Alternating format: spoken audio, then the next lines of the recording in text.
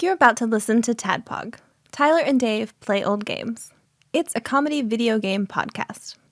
We would like to stress that the hosts are not experts and are really just very crass commentators. Seriously, this is an explicit podcast that happens to talk about video games sometimes. So please enjoy this pretty okay podcast with Tyler and Dave.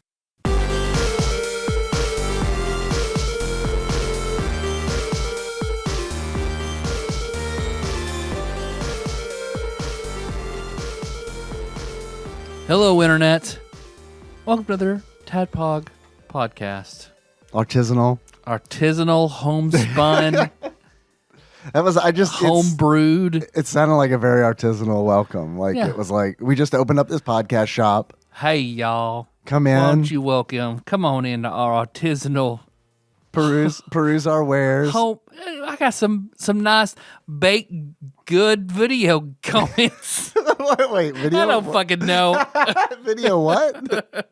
Comments. Comments? Commentary. Comments. Right, okay. Yeah. Okay, I got it now.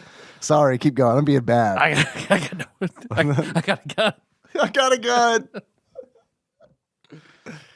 I don't know if you knew this about me, but I'm the bad boy of improv podcasting.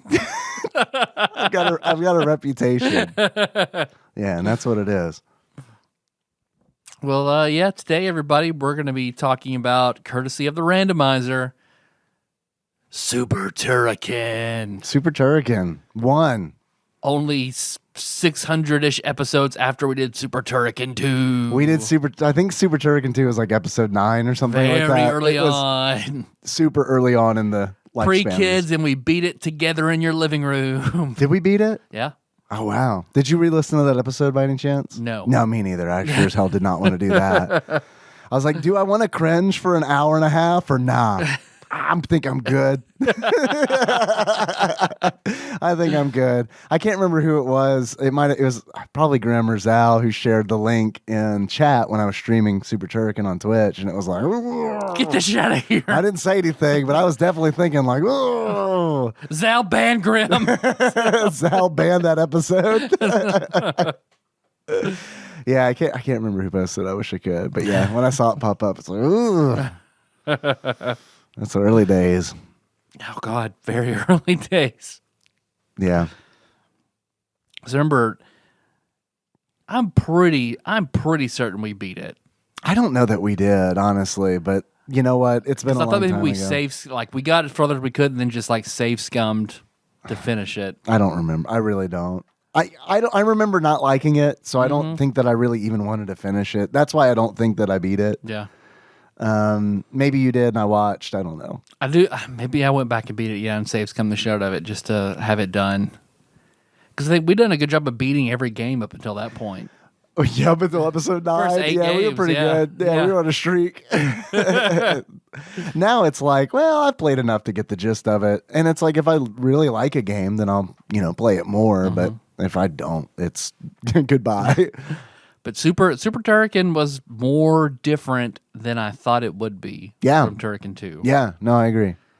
And in a better way, I think. Yeah. I'll go ahead and say this. I think that Super Turrican is way better than Super Turrican 2. I agree that it's better. I don't know if I think it's way better, but I do think it's better. Okay. You don't think it's way better because you still think it's not a great game, or what? Yeah, I still don't love it. I liked it. Yeah. I'm kind of surprised to hear that you liked it. It had its few frustrating moments for me, but sure. I like it okay. Well, there are some very demanding parts of the game. Yeah. There are some parts where it's like, did you play it all? Did you make it through it, or did you? I played it as far as I could. I couldn't beat the factory. I kept dying and having to start over at the factory. So after the factory, there's this snow level, and it's there are some jumps in the snow level where it's they're pixel perfect. They're pixel perfect jumps, and it's the ground is slippery because it's a snow level. I watched you got mammoth robots rolling snowballs down hills and shit. Yeah, and then there are wind physics in several parts. There are wind physics in level 1 of the game. That I died so many times to the fucking wind physics in level 1. Which I get what they're doing. They're showing you from the very beginning, this is a thing that you have to be aware of in this game. Robots have to deal with wind. Everybody does. Yeah, so it's like, I don't know, like the bright side of being in the warehouse is like, thank God there's no wind in a warehouse. Yeah. Well, before we delve into that, I feel like we're done. All right. Let's take some calls. Let's take a bunch of calls. I'm sorry, you were saying? I'm the bad boy of improv. You are, man. I don't know. Anything, what you been up to? Anything of note? Lots, man. Yeah. Just like so many things. Fuck yeah. We're a one-car family right now because Nikki's AC stopped working in her car. And guess what? They don't know what the problem is. So that's always the problem fun. is the AC's not working. Fix it. Yeah, we figured the problem out. But it has something to do with the wiring, which is always what you want to hear. Shit. So Because they have to take out the dash and all that kind of shit to get to it, probably. Who knows? And then they're like, there was one day where like the guy who's there who works on the wires, I guess, was just like, no, he didn't come in today. Our wire guy. Our wire guy, man. We only got one. Yeah. So there's that, which, honestly isn't really that bad because it's like, I drive Henry to daycare in the morning and then drop Nikki off at work. Mm-hmm. I go to work, and then at lunch, I come and pick her up, and then we go home, and then I bring her back, and then I go back to work, and then it's not a big deal. Yeah. It's actually honestly kind of nice to like see them more in the morning, because otherwise I'm just a lazy piece of shit and stay in bed until the absolute last possible moment, and they're already gone by then because they're like productive members of society doing things. And I'm just like, oh, it's 7:40. Oh fuck. Okay. And then I roll out of bed like a slug and then put clothes on. Latest I get up and get going at 7:45. Yeah. I just want to stay in that bed, man. Oh, I get it. I just want to stay in that bed. We got a new storm door, so we got that going for us, which is nice. All right. I noticed some dry rot on the threshold, and yeah, so we had to get that fixed. Because I was like, what are all these ants doing? Why are they going into our... They look so happy. What's going on? Why are they going into our door? And then I was like, oh, God, please let them be ants and not termites. And do you have ants in your mailbox? Is this a prank call? No, I mean... Is there a cow in your garden? There have been several times where I've opened my mailbox and it's just been like swarming with ants. And Melissa said it was a thing. I just don't know why. We experienced that. We have had them in there before. We put a little like ant trap in there and they were gone in a day. But just like, why? Like, there's nothing for you in there, ants. It's a lot of work and nothing in there. I don't know. I really don't know. Yeah, because we don't keep a lot of sweets in our mailbox. Yeah, we're not on any like monthly candy subscription services or anything like that. That I can understand a little bit. But yeah, it's like it's just a last notice water bill in there. Yeah, in there, ants. You don't want that. Yeah, and I did order that ant farm that did break in my mailbox. But outside of that, I don't know what it could be. Yeah, I don't know, man. So when I was in third grade, I think it was third or fourth, I lived in Florida. And I remember one night, it's weird, man, because like this night is burned into my memory because it was so fucking weird. Someone kept calling the house and prank calling the house and asking if our cow was in their garden. And to this day, I do not know what that means. And I do think about it from time to time.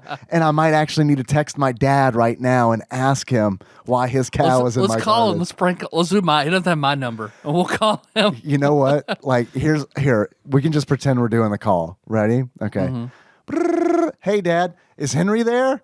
No, Henry's not there. We're recording. Is Henry there? No, he's not. Dad, he's not here. Is Henry there? That's all he wants. I called him on Father's Day. He's like, is Henry there? Should have named him David. I've always wanted a good son named David. He actually explicitly told me, do not name your son David. He's like, that needs to end. And I was like, kill it with fire. I was like, fair enough. You got my support. I'm doing my part. Henry it is. Yep. Until your sister does it. I don't think she's going to have a kid. Oh, really? Okay. Yeah, she says that she's not. But, there's a version of me in the past that also said that. So, yeah. Who knows? She'll probably stick to it, though. Yeah. Because she likes, freedom and stuff. What? She's also like 26 years old. So that's kind of, When I was 26 years old, I sure as fuck was not like, yeah, man, let's have a kid. How old were you when you got married? Let's see. Let me do some quick maths. I was 28. 28? Yeah. Okay. Yeah, I was 28. And yeah, I didn't want a kid at 28. Oh, yeah. I mean, what is it? I had one at 29, but at 28. What is it, the 70s? Yep. So I don't know. Have we finished? Well, we're current with Odd Taxi now, the Animal Crossing Noir anime, which is really super. It's really good. Okay. We got, I think, one more episode left, and it hasn't published yet, but that's coming. That'll actually, by the time this podcast airs, I'll have seen it, and I'll be in the melancholy of there being no more Odd Taxi. The show hole. Yeah. No, I'm really like the way we've been doing anime, and it's like, okay, we watch a series, we immediately have to move on to a series. Otherwise, I do feel that melancholy of like, well, that's done. That's how I feel when I put down one of like Brendan Sanderson's books. It's like, well, damn it. Yeah. Yeah. We started Vivi Fluorite Eyes song today, which is like a really weird title. I was about to say, like, is he just saying words to fuck with me? Yeah. Dave's having a stroke. Fluoride sight word song. Doc recommended Computer paper towel plate. Doc recommended it because like Doc was like, dude, I love Odd Taxi. And I was like, fuck yes. Like, all right. And he's like, here's another one that I recommend that's from this current season. And it's like, all right, hey man, you love Odd Taxi. I love your anime posts that you do on Patreon. So it's like, let's go. So Nikki and I watched the first episode of that today, and it is it's really interesting. It's essentially like Terminator 2 meets like God, what's the word for it? Like it meets like Japanese diva culture. Like, I mean, it's like, so like it's the singers and shit. Yeah. Oh, okay. So it's like, it's all about like the singularity, AI killing humanity kind of deal. And it's like time travel is involved. And it is very much like, I haven't read or seen any interviews of like the creators, but I do want to know how much Terminator 2 like influenced this anime, because it is, I mean, it's very much reminiscent of like, well, got to go back in the past to like fix some shit so that robots don't kill all the humanity. Except instead of Arnold Schwarzenegger, we're going to have like a very cute robotic singer. I'd be into that. And her robotic teddy bear companion that they argue constantly. So it's like, all right, I'm in. And it's good. It's weird. It's like the most jarring thing about it is like we started watching it and it's like no intro, no outro. And it was like, what is this even anime? That is, yeah, you're right. That is weird. I mean, it was like cold open, fucking, I guess they don't legally have to run credits. Yeah, I don't know. We don't have time. Go, do it. We got a story to tell. Yeah, I mean, essentially. And it's like, it was very cool. But at the same time, it's like when I was driving Nikki back to work, I was like, you know what?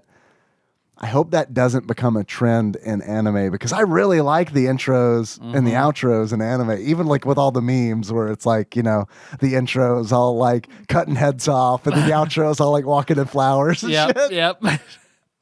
But I like that. And how different emo songs work to every anime entry. Right.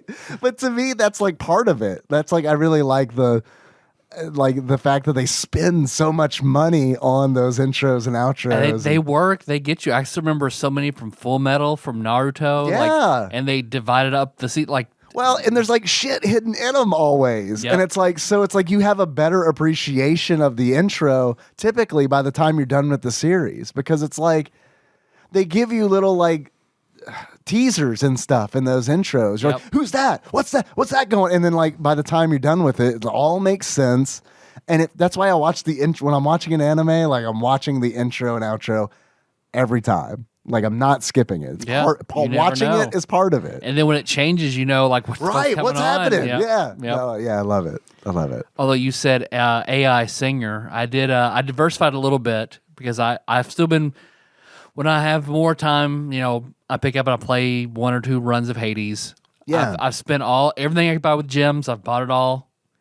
Now I'm just trying to get all the diamonds, 6 more diamonds, and I'll have everything purchased. Did you get the last Skelly statue? I tried that last night. I'm trying to find what a good combination would be for me, because what do you have to do to get that? 32 heat. You have to do a run on 32 heat. Yep. It's a lot of heat. Which the most I've done so far, I think, is 19 heat. Oh God, that's a jump. But my play style is very. It's the only game I play like this. I play incredibly fucking ball to the wall aggressive and lean into dodge. So you're still doing fists? Yeah. I mean, I think I've cleared 16 or 17 heat with the sword. I'm branching out, and I did the critical. The sword that has the high criticals is very good. Stack Artemis on that, and you fucking wreck shit. The Poseidon one. That's the aspect of Zagreus, isn't it? The one with the extra criticals? It's the Nemesis that has the critical chance. It has been essentially since we did an episode on Hades, it's been that long since I played it.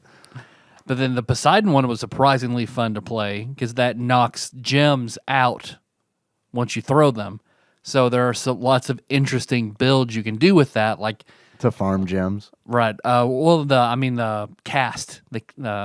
The cast, your cast plugs the in. ammo. Yeah, and then you hit them with your special, they all fall out. So you get the Artemis exit wounds that causes damage whenever you extract a gem comes out of an enemy. So when you can just throw hit, you can fucking mow through some shit. Cool. So I did a high heat run with that. Just first time I ever did it, and I was like, oh shit, okay, that's actually pretty fucking good. Cool. Cool. But I expanded it because I was like, all right, I'm getting a little tired of it. There is this. Oh, this game happens to be on sale. I've always kept my eye on it, which is Valhalla, cyberpunk bartending game. Yeah, I've heard of that. Yeah, I had it I think I saw it on itch.io or something, and it's well, I might buy this and stream it one night, and then I never did. Yeah, it's fun. Yeah. I like it. I really like it. It's more story deep. It's all than I thought. Dialogue stuff, right? A lot of dialogue stuff, and then you're making drinks and looking up a bar recipe. You kind of have to figure out what they want. Sometimes they'll tell you explicitly, "I want a blue fairy," and you look up the recipe and make it. Or those don't exist. Give me something. Those are illegal. And you just quietly slide a bottle across the bar. Link picks it up. It's in his bucket. Don't say anything. Leave the rupees under your chair. So it's been interesting so far. I've had a few perfect nights where you kind of guess. They give you give me something that's manly but bitter, and you have to look it up, try to figure out what they want based on what they've said. So cool. Yep. I may have to check it out because I was interested in it. Are you playing it on Steam or? Yep. Yeah. Okay. Yep. I've been one of the characters there's an AI race, and one is a famous singer. So okay, that reminded you, of Vivi. So far that's good.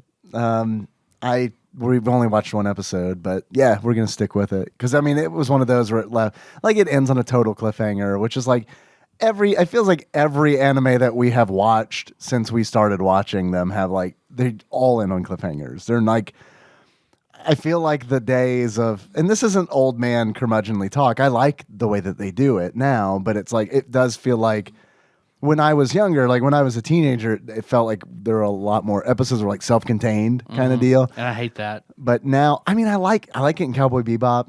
I like it when an episode. I guess I hate procedurals that are like that. Is probably more of what I mean.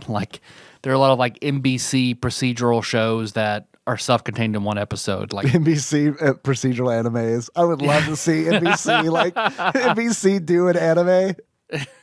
I love 30 Rock anime. Let's get it going. Yes, yeah. Fuck yes. Yeah.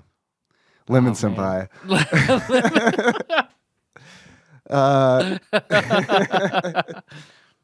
I've been Tracy-san. Lemon senpai. Oh man. Jack Donaghy. Sama. But I don't know, like I liked how Cowboy Bebop did it, where it's like each episode's kind of like a self-contained thing, but except with the exception of 2 episodes, but like everything kind of like there's an overarching story that goes That's throughout. what's important to me, yeah. And Samurai Champloo is kind of like that same way, and Yeah. like, and it feels like, but everything recent that I've watched has definitely felt like it's just cliffhanger, which I mean is good. That's good storytelling, keeps us engaged. That's how I try to end every D&D. But it does suck when you're doing like 1 episode a day, because it's always like, well, okay, I guess we'll just think about this for 24 hours. But you saying Samurai Champloo did remind me. I did the latest session of the Percy Jackson game with the family. Yeah, because I meant to ask you how that went. I asked you, like, do you happen to I found my old iPod. Yeah. Because trying to, like, I don't know, I can't find the stuff I want on YouTube as easy, and trying to keep it like the TV up. And I was like, I'll just see what I found. Finally, I found that old 140 gig iPod classic. Found your Baby Driver iPod. Fuck yeah. And I was like, I have no cords. Like 6 months ago, they sold them at the dollar store, but now they're gone. Oh, really? So I always thought, like, I need to get one of those just in case. No, I can't fucking find it. So I looked all over. Then I messaged you. Do you happen to have one of these? And glory be, you're like, yep, here we go. Yeah, good old Dave coming through clutch. Very with much. the very old iPod cable. Love it. You're like, who do I know who has old cables? Besides me. And it's like, man, I got you. I got 4 cabinets of a file. Like, if I when you sent that message, I literally thought, if I don't have this cable, my training has been for naught. But like the irony of having 4 fucking cabinets full of them is just, you can't find them. So it's like, and then this one wasn't even in the filing cabinet; it was in my dresser. Yeah, it was perfect. Like it was so nice. I plugged it in, and then like, watch this thing not even work. I mean, I couldn't tell you the last time I had it on. Oh yeah. So I plugged it in, and then saw that green battery come up and start filling up. It's like, oh fuck yes. Do you think it was like a Tamagotchi? And it's like when you plug it in, it's just like, right? Yeah. Because you can't get them damaged and they'll make a frowny face. Yeah, like my old right. one did that. Yeah. I still have my first iPod. I still have that in my cabinet. Yeah. Which it works, That's but nice. it does. The battery's kaput. You have Sure. to keep it plugged in. Yeah. I wonder what's on it. I need to see what's on it. But I was pulled up which is unfortunate because when we did the city game, Jacob set me up and I had every district as a playlist. Right. It was like 80 songs. But whenever Spotify first came out, you could put it on your iPod. I remember like, oh, okay, this sounds cool. And I did that, and it just fucking wipes your iPod. That's all it did. Just fucking wiped it out. So I lost all of that shit. What? So it was stuff I had since like rebuilt certain playlists and things like that. So I was going through and like we gamed. I played a lot of Bastion for them. Bastion music is great. Into it. Yeah. I fucking love Darren Korb. And so I happened to go like, 25 most played songs. Okay, well I put on that, and man, Shimmy Shimmy Ya. Shimmy Shimmy Ya, of course was fucking on there. I mean, that's how long like it's been with playing, this fucking iPod. So like shit that I'd fucking forgotten about. I mean, let's put a date on it. Love. How long ago was that? I mean, that was like, we're talking like 15 years ago. Yeah. Probably. Yeah, that's like 15 years ago. 20, because I was 21. I don't think it's quite 20, because it was not 2001. No. Because But the city game was before culinary school. Yeah. Culinary school was 2006. So yeah, about 15 years ago-ish then. Because it was still on there. Because of course I still kept listening to it anytime I want to plan. It's one of my planning songs. Sure. And I've got it favorited, and yeah. I bet DC was the last time that I'd used that iPod. Or no, I don't know if I used it for the dwarf game or not. Even the dwarf game was a long fucking time ago. It doesn't feel like it, but you're right. Yeah, it was. That's the game where we all played dwarves. Mm-hmm, yep. And I played like 2 worthless characters. I mean, being an Underdark druid, really sucked. What was? Yeah, you were nerfed to all really hell nonsensically. I don't understand why. Yeah, like there should be a class where. Underground druid. Yeah. Yeah. Spelunker druid. Some cave druid. I homebrewed some stuff to try and make it more interesting, but it's still like, I understand why. Whenever he died, it was like, yep, nope, done. But your other character you were fucking great. The archer. Yeah, but he was a joke character. I mean, he was so was Chili Dog, but hey, it works. But I don't know. Come on. I don't know if Chili Dog is a joke character. Originally, it's like, I'm just gonna have fun. I'm just gonna be drunk. Well, and have fun. but just like that doesn't necessarily mean a joke character. Okay, I made the second dwarf out of spite of the first one. It was like, yep, I'm just gonna make a character who is not everything that one wasn't. Yep. Which was awesome, especially once he got his travel armor. They gave you all the travel abilities. And like shooting arrows through gateways and shit. Surface dwarf. Yeah, the surface hat. I talked about that on the podcast sometime. I'm sure everybody listening is like, that was great. Yeah. Very artisanal. I love it. But pulling up like Samurai Champloo and Bleach. The soundtracks. Samurai Champloo soundtracks. Awesome. The theme I used for the pusher was on there. That McCluskey without MSG, I am nothing. That yeah, you like that shit, everybody? Yeah. I still can't place this song. Okay, yeah. All it took was rooster sounds. I got it. The Sriracha song. Okay, got it. Yeah, man. How did the Percy Jackson game go with the family? RTAJ, she decided it's not her thing, which makes me sad, but it's suck. Okay. She gave it a shot, but the others are really into it. Dog water? Yeah, dog water, no more. Not into it. Damn it. So I was like, well, okay. I don't want to force you to do it if you're not feeling it. Right. I'm surprised that she's not into it. I thought she'd be the one who's really into it. But Anna and Choco Chica is getting more and more into it. Yeah, cool. That's awesome. So. Because they're kind of leaning into their abilities, because they're underground. They're in Jazzadroon, so they're underground, which is one of Hades' domains. So, dude, I'm so glad you said Jazzadroon. No one's mentioned anything to me, but I fucked up when I was talking about the gnome capital. Remember, I was like, I wonder if there's a connection there. It's Gnomragon. I said it was Gadget Zan. It's Gnomragon, and but still, I do think that they definitely took inspiration from Jazzadroon. You're probably right. Anyway, sorry. It bugged the shit out of me when I realized that I fucked that up, because it was like, oh God, here it comes. Like, I'm just waiting for somebody to say something. It's like, really? No one did? No one? No one? Wow. Okay. Okay, all right. You guys kind of suck. But they got... I throw in, some homebrew stuff, like a ghost of a Norse demigod who was there, who kind of helped them find the map and explained to them, like, because the setup was different for them, because they were in the gas station and then fell through into where now, instead of kids with the soulless or whatever are taking, like in the actual game, like, now there's a slave trade for demigods they've stumbled upon, where they're taking demigod children. Huh. But they didn't know that, so I had to, it going into, if you're playing the actual Cauldron mod, that going into it. Right. You get like the divinations from Jinya and shit like that, so God, I remember that fight at the end of Jazzadroon with Casbo Jin. Yeah. Yeah. I'm looking forward to it.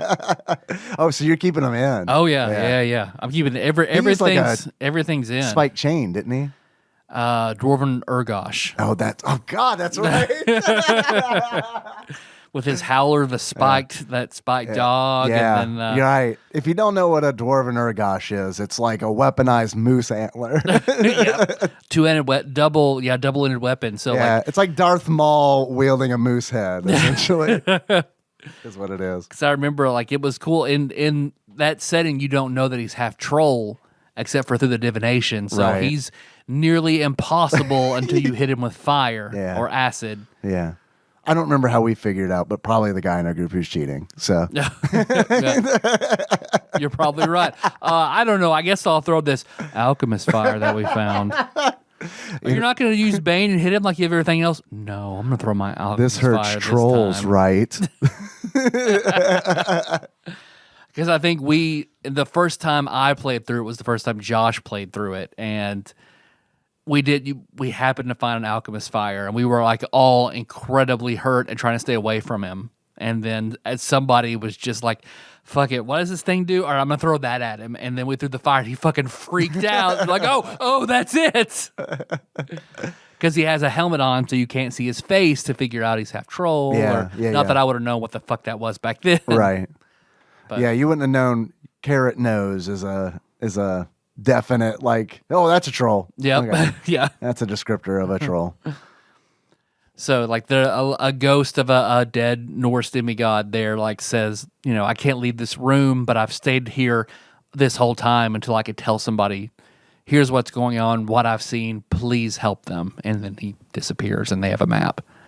So now they have a reason for trying to be there. Like, Melissa's character is, like, the really good one who's like, okay, we have to help these kids. Right. Choco Chica's like, I don't care, I want to leave. Right, yeah. And Anna's character is just like, yeah, although, I mean, if they're messed up, we'll probably have to kill the kids, though. But we should definitely help them, even if that's killing them on our way out. Okay, all right.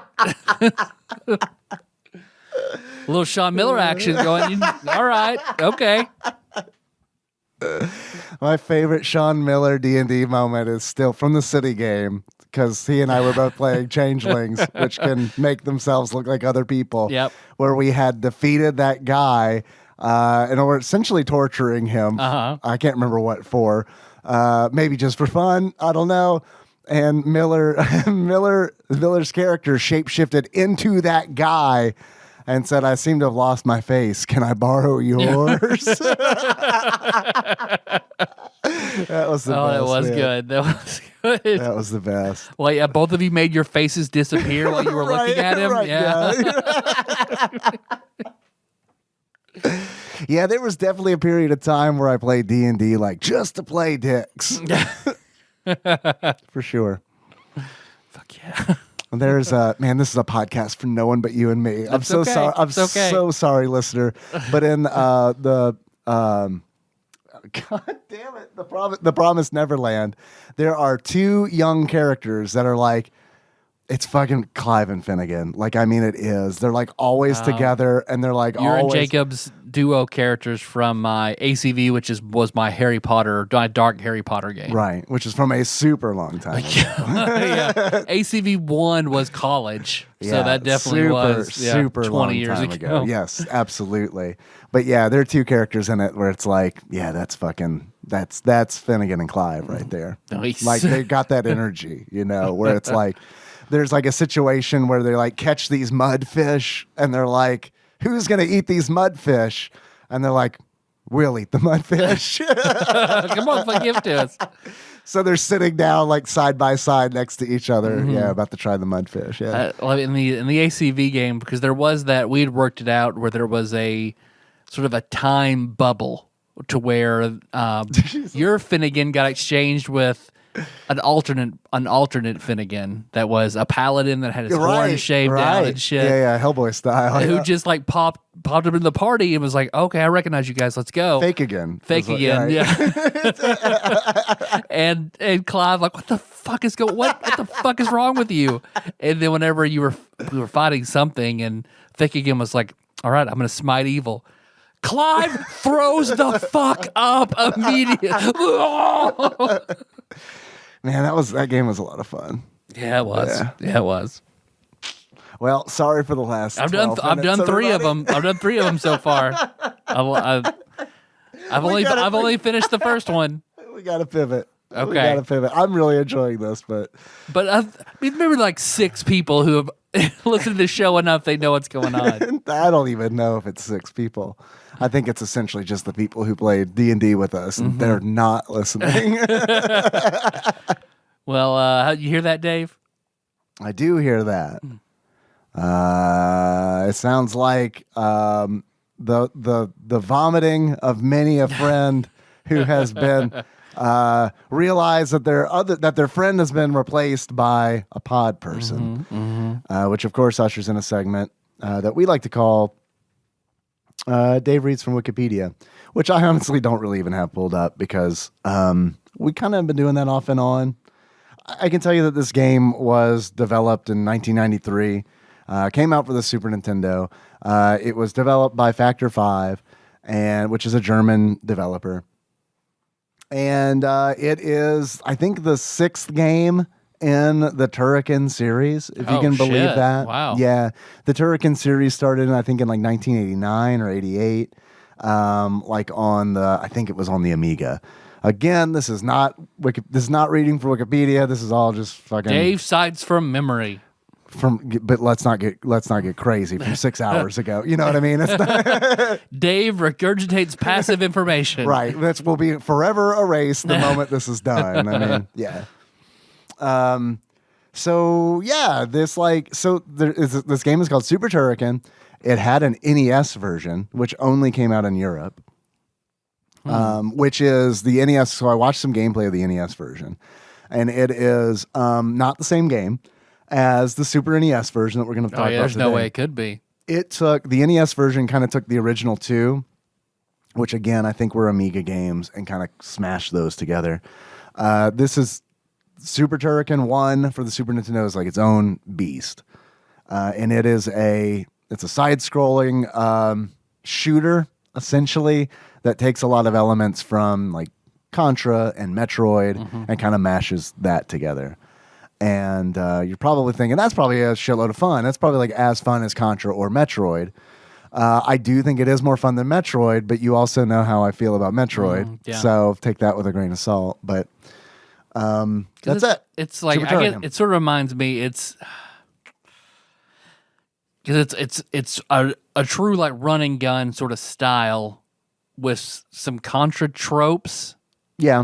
But it's like the run and gun. Like Metal Slug-ish. Sure. Yeah, but Metal Slug is so like... I feel like Metal Slug is so style-driven.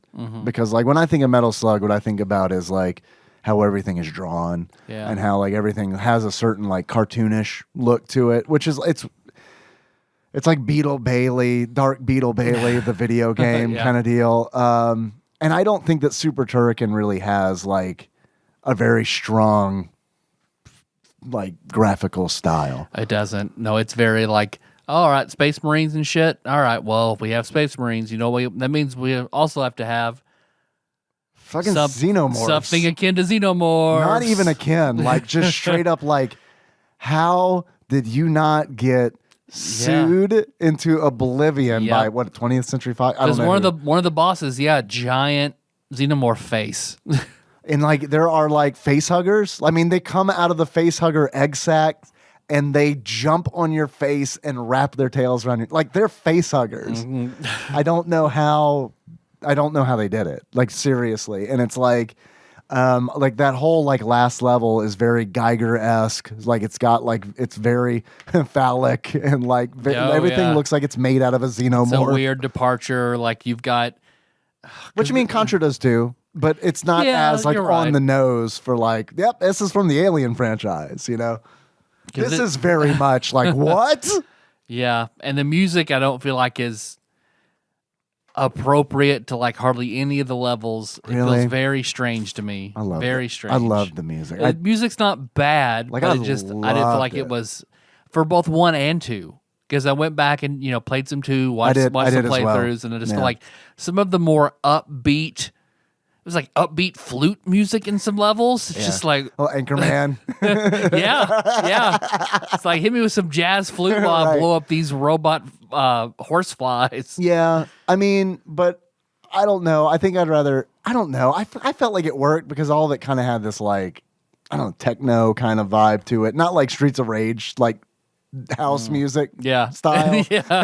But which I also love. But man, I honestly I thought the music in this game was like its defining feature. And it's like the same composer for who did all the Super Turrican games. He also did like the Rogue Squadron games on GameCube. What I guess the stuff that wasn't John Williams or whatever. Yeah. I thought it was really, really good. And I think that Super Turrican 1, like I think the music in Super Turrican 1 is way better than Super Turrican 2. To the point I was surprised it was the same composer. And it might just be the way they handled the instrumentation or whatever on the Super Nintendo games. But like I thought the music was really, really, really good. I honestly do think that it's like the best thing about the game. And like I would listen to the soundtrack. Like it's one of those where it's like, yeah, I'd pull that up in YouTube and like listen to the soundtrack while I'm working on something. Okay. I thought it was that good. Even though there is one track in it that is like an obvious ripoff of Surrender by Cheap Trick. I don't know if you're familiar with it, but It's like mommy's all right, daddy's all right. Okay. It's like that. Yeah, That's like I don't even know those are the lyrics, but you got it. That's all that matters. Yeah. But like it's that song. Like, I mean, with like, it's like a section of it is very much like every time I heard it on the loop, I was like, oh God, Surrender. Which I like that song, but it was just weird it's weird to see that. And then like, I mean, you can kind of hand wave it and be like, oh, okay, whatever. I'm sure, maybe took inspiration from it. But then like, compounded with the xenomorph level where it's like, holy shit. Like, yeah, they're just like, we'll just take whatever we want. It's like what that Vanilla Ice video when he's talking. No. Their song, is na na na na na na na na na na, and our song is na na na na na na na na na. It's that it's got that at the end. It's different, totally different, right? Yeah, it's crooked slightly so. But this, because it's Contra style, in which the Space Marine holds the gun at waist level and points it nowhere else than directly in front of him, and you manipulate your choice of spread to kind of hit enemies that aren't, vertically or horizontally in front of you. Right, but I don't think that's not really Contra style to me, because like you can shoot in multiple directions in Contra, but so it's like, to me it's like a regression of that, because it's like, and I don't know if this is them just trying to stay true to like the Amiga roots or whatever, but it's like you can only shoot left and right, you can only shoot in the direction that you are facing in this game. That's what you can't shoot up, you can't shoot diagonally, you can crouch and shoot 4 pixels lower essentially, but it's like, that doesn't do anything. It doesn't really do much of anything. Yeah. If I'm playing like a heavy running gun, I want something like Gunstar Heroes. That is my baseline for be like, fuck yes. And this does not hit anywhere close to Gunstar Heroes. That being said, it's not a bad game. I don't feel it's better than a mediocre game. Like, it's a good game. I honestly think it's a good game. Yeah. I was very surprised that it was a good game, because I notoriously didn't like Super Turrican 2. And when I replayed it's that fucking grappling hook. It's the grappling hook. 2. It fucking sucks. Yep. And it's like they're like, okay, we kind of got like a Metroid Contra mashup going. Let's throw in Bionic Commando as well. What else can we fucking pull in this thing? I fucking hated Bionic Commando when I tried playing it. I fucking could not stand it. The grappling hook fucking sucks so bad because it slows everything down. Yep. Like in Super Turrican 1, I do feel like you can just kind of like, you can barrel through shit and just get to the end. And you can turn into that ball, Samus style. That's where the Metroid kind of comes in. Is like you can turn into a ball. And then while you're a ball, you can roll around. You're invincible. You can drop bombs. So, I mean, you're essentially Samus. Yeah. Except you're invincible. And you can use it to get up to higher places. And I do think it's interesting that there are hidden platforms in the game that you have to shoot in order to make them appear. Mm-hmm. Like, I think that's cool. Like, that's a thing that, like, I guess Contra didn't do, like, and it doesn't do the thing that I don't like about a lot of, like, Contra, where it's like, okay, you do a side-scrolling shooting stage, and then we're going to throw, like, a over-the-shoulder stage in there. They don't do that, which is nice. 2 does. 2, because you'll go from that to the third-person, like, bike levels and shit. Oh, right. And then, you're on the big, like, Mass Effect style moon rover where you're jumping up and down and shit. Like, I can see where they tried to mix it up very differently for Super Turrican 2. Yeah, but I'm with you that I think Turrican is a better game than Turrican 2. But not being able to shoot in multiple directions. Huge. And look, I know it's 1993, right? We're only 2 years into the Super Nintendo's lifespan, but Contra existed at that point. Yeah. It's like, I do feel, and I get it, like from a game design standpoint, they're probably like, Well, you don't shoot diagonally, and it's not Turrican unless you're shooting just in one direction. Yeah.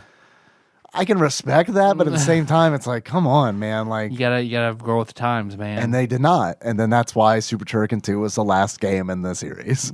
Except for re-releases. They re-released the first 2 on Switch, I think. Yeah. One thing, I do think I like the boss battles in 2 more than I like them in 1. But that's the only thing that I can say I like better. You didn't like the 1. giant head in Super Turrican, like that just keeps getting big as you shoot it. Turning, it's bigger, turning in bigger. circles. Yeah, Right. It reminded me of there's a fight in Castlevania 4 that is like that, to where it's just a head that just grows inside and turns into like, oh, it's a Mode 7 head. Yeah, essentially. Yeah. But yeah, that's as far as I got. So I know there's 3 more levels after that? The snow levels after that. And then there's a more techno acid level, like Acid Factory, than the Xenomorph level. Yeah, we make acid here in the Acid Factory. Yeah. Something I never realized until today. I was this many years old whenever Are you about to blow my mind about an Acid Factory? Well, Final Fantasy VI. Okay. Devil's Lab. Kefka poisons the water. Right, of Doma. They don't die from drinking the water. They die from the poisonous fumes that come up off the water. That is why Cyan and his attendant there are at the top of Doma, so they don't so die. They don't die. They're above, the fumes. So everyone Why aren't they like, them dies. hey, everybody get up here? Yep, that's why, because I was like, man, everyone drink the water but them. Now I know why Cyan was so emo. He's like, why didn't I just shout for everybody to get up here? Come on. Somebody go get my kids. God, Come up here. I fucked it up. Oh, the king. He's just down there chilling at ground level. Fuck. Damn it. So yeah, had no clue. I always thought. So what? Cyrus doesn't drink water. He's right. Yeah, he's Gatorade only. Yeah. Water sucks. Me and my friend here, I got him on board. No water. Did you know that in the Final Fantasy VI movie, Cyan is played by Henry Winkler? I'd fucking sign right up for that. But it's Henry Winkler playing the Fonz as Cyan. It doesn't make sense at all. It's like the Fonz when he speaks in Old English. Man. That's why I want to see Cyan. Cyan played by Henry Winkler and Gao played by Michael Cera. Yeah, man. No, let's cast Let's stop everything right now and cast Final Fantasy VI again for more likely the 12th time in our lives. Yep. But with the Resident Development characters. All right, so who's Super Dave Osborne? Umaro? I feel like he's got to be Edgar, right? You think so? What? Oh, or is Edgar George Senior? There are twins, so dude, Edgar and Sabin are George Senior and his brother. Jeffrey Tambor has to be. No, he's Ultros. I mean, you got to be honest. That makes the most sense. Yep. Oh man! So Setzer is Job. Yes. Yeah. You know, you're even more beautiful than Maria. Oh fuck! That is so. Locke is fuck David Cross. Tobias. Tobias. I'm a treasure hunter. Egg is one of the ghosts in the Phantom Trade. Why is this ghost?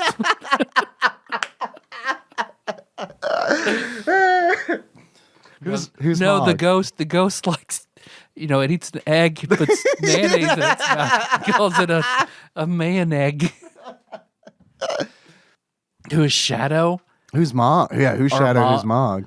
I think Shadow the guy who always has his arm lopped off. Oh, dude. Yeah, that's why you always leave a note, guy. Yeah.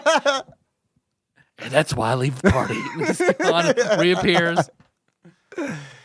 Oh, who would be the best Mog? That's why you always wait till 1 second. You always wait. You always wait for Shadow.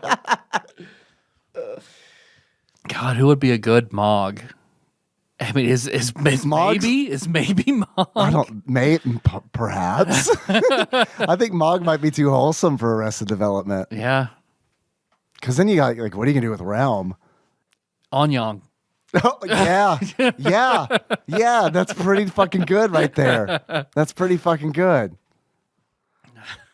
Oh, wait. So Mog's Lucille. The other Lucille. Buster's Lucille. Buster's Lucille. Yeah.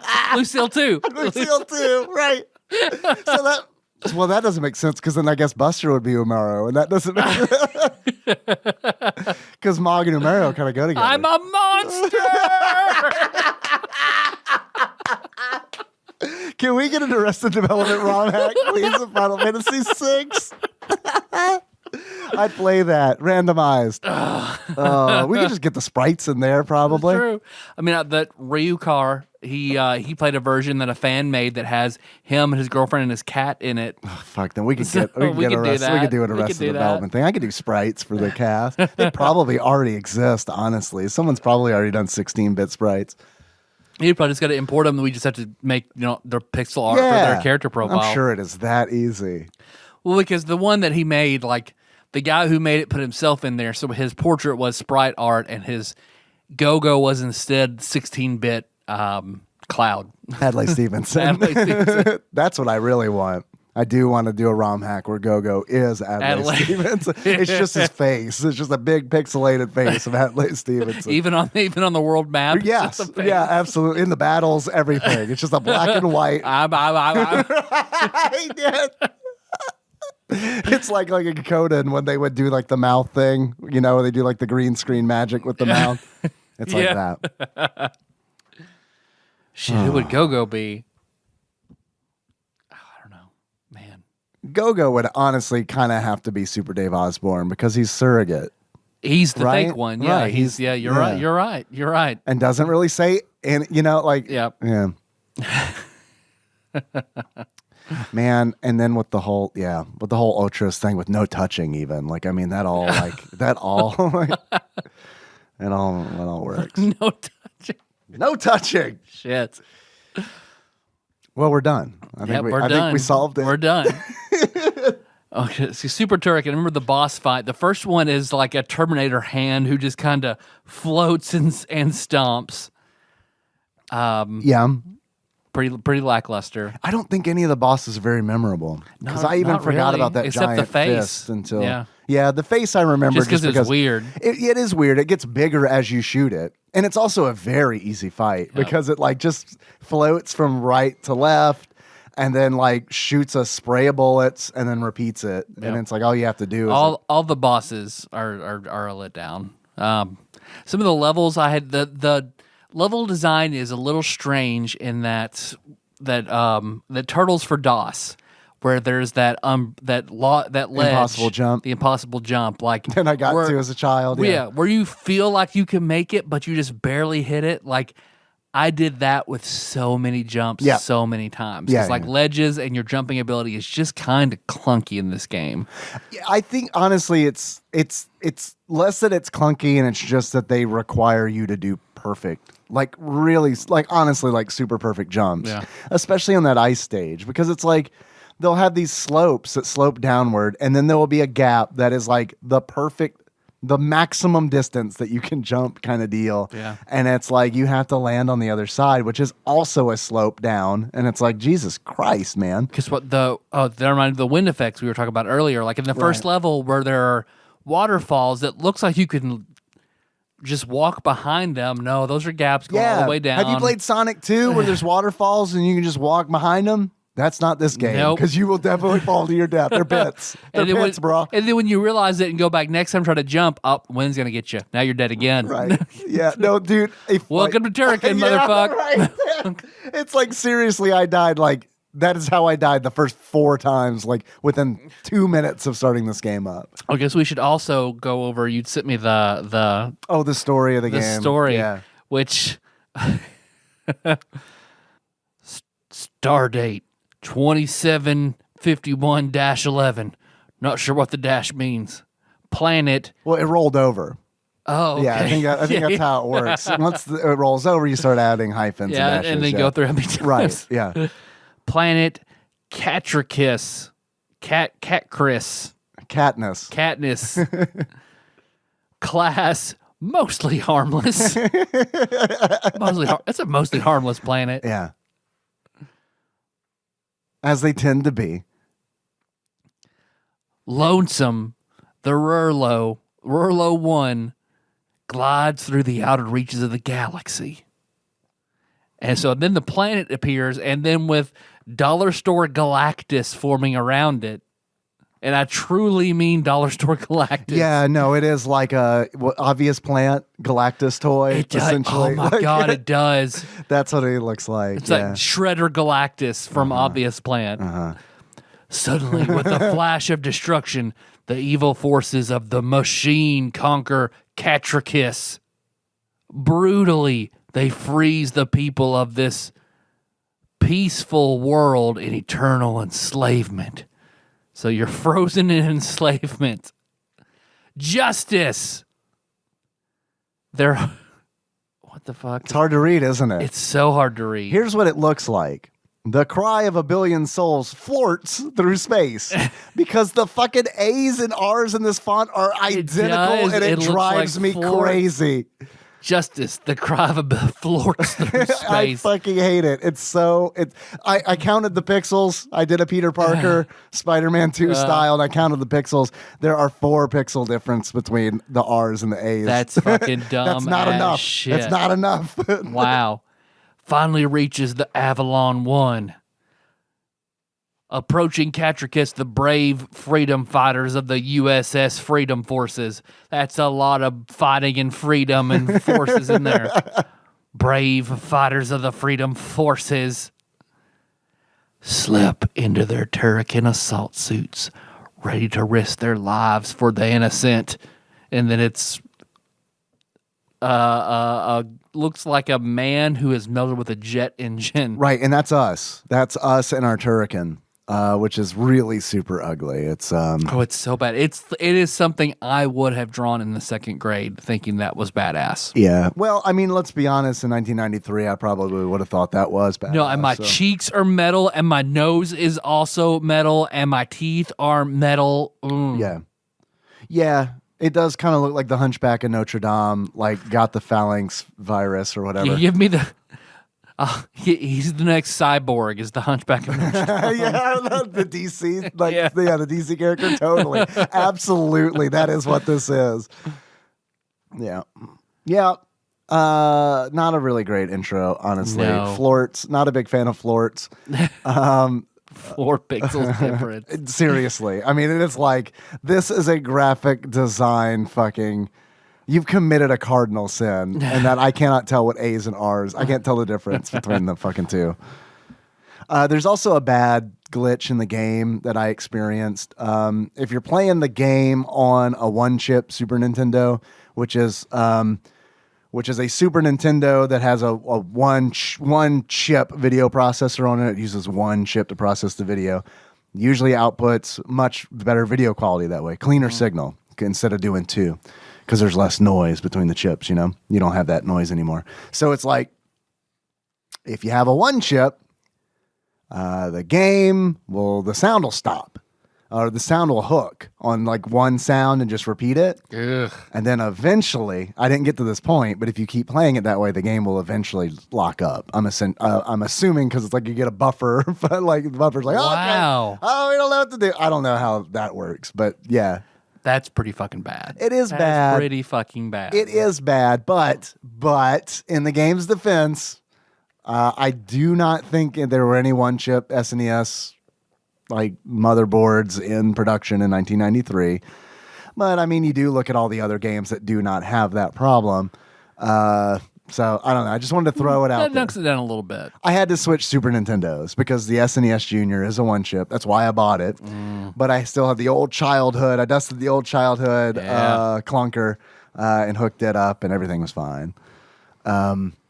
So yeah, that was kind of a bummer.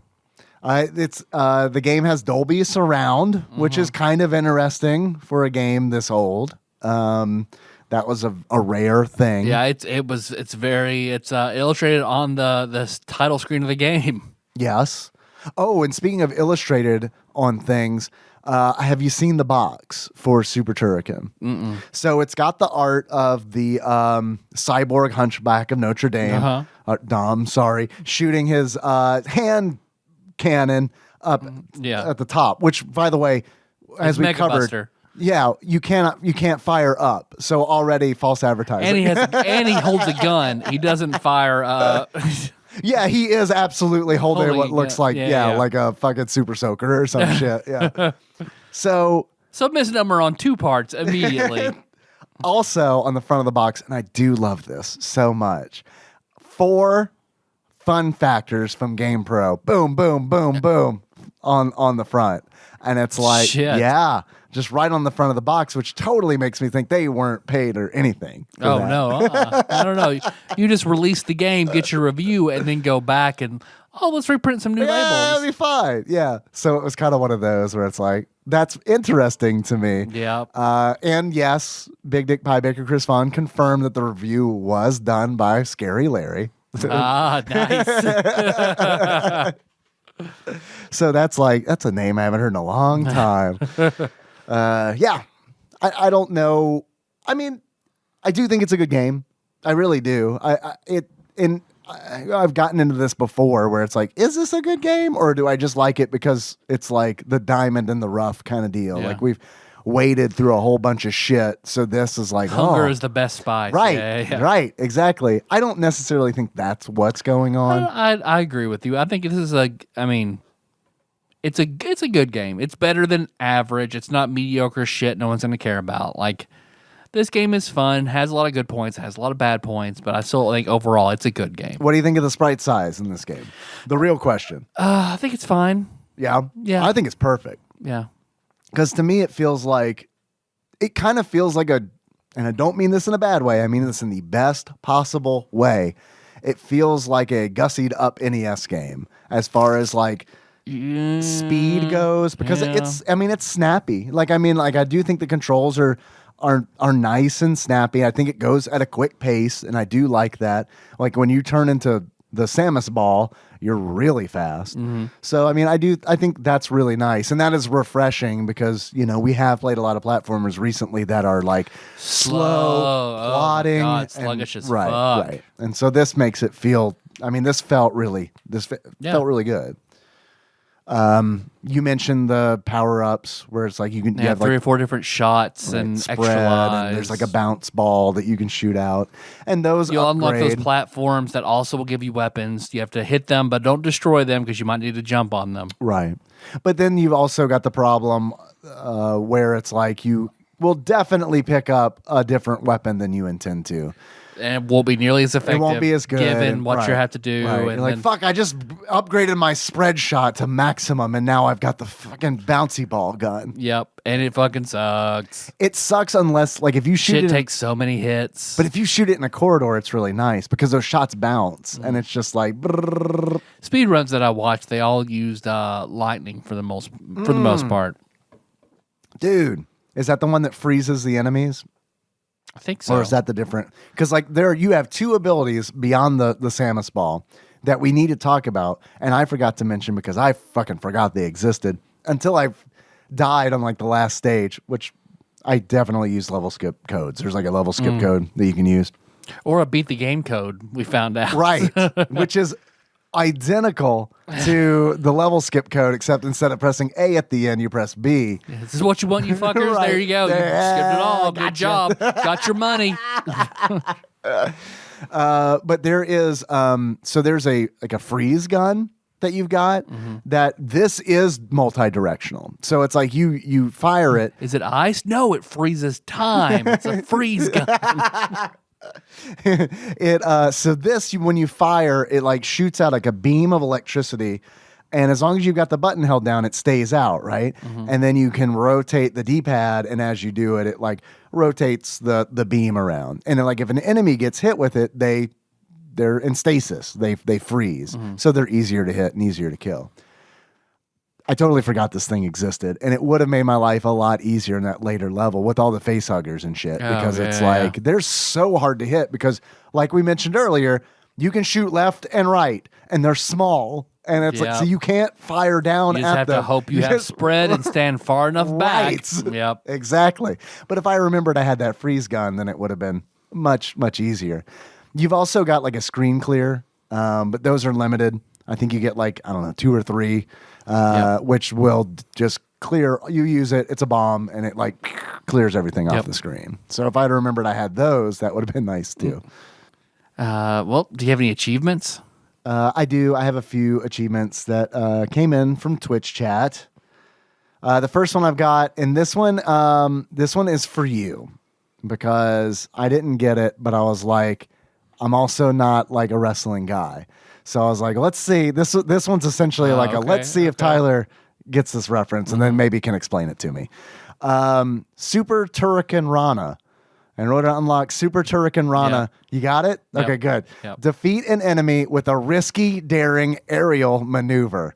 And that came in from P. Willie Eaton. A Hurricane Rana is what it's referencing. And it's a move where they will jump off and land. It's very impressive to look at. A Hurricane Rana looks badass. Okay. I don't know that it could ever actually be practical in anything ever. But it's where you jump off style points onto them, where you jump off like the turnbuckle onto their shoulders. The turnbuckle? The corner, yeah. Okay.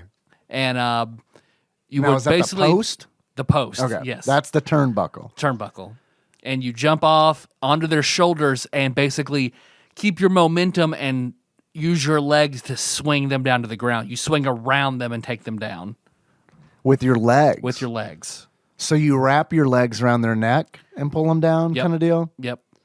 In a rotation motion. Wow, how do you do that? It looks... Hurricane Ranas look impressive as hell. Can you do one? A good... Yeah. You want to do a couple? Fuck yeah. I tell Melissa, why don't you jump off and do a pussy come Rana. Nailed it. Got it in one.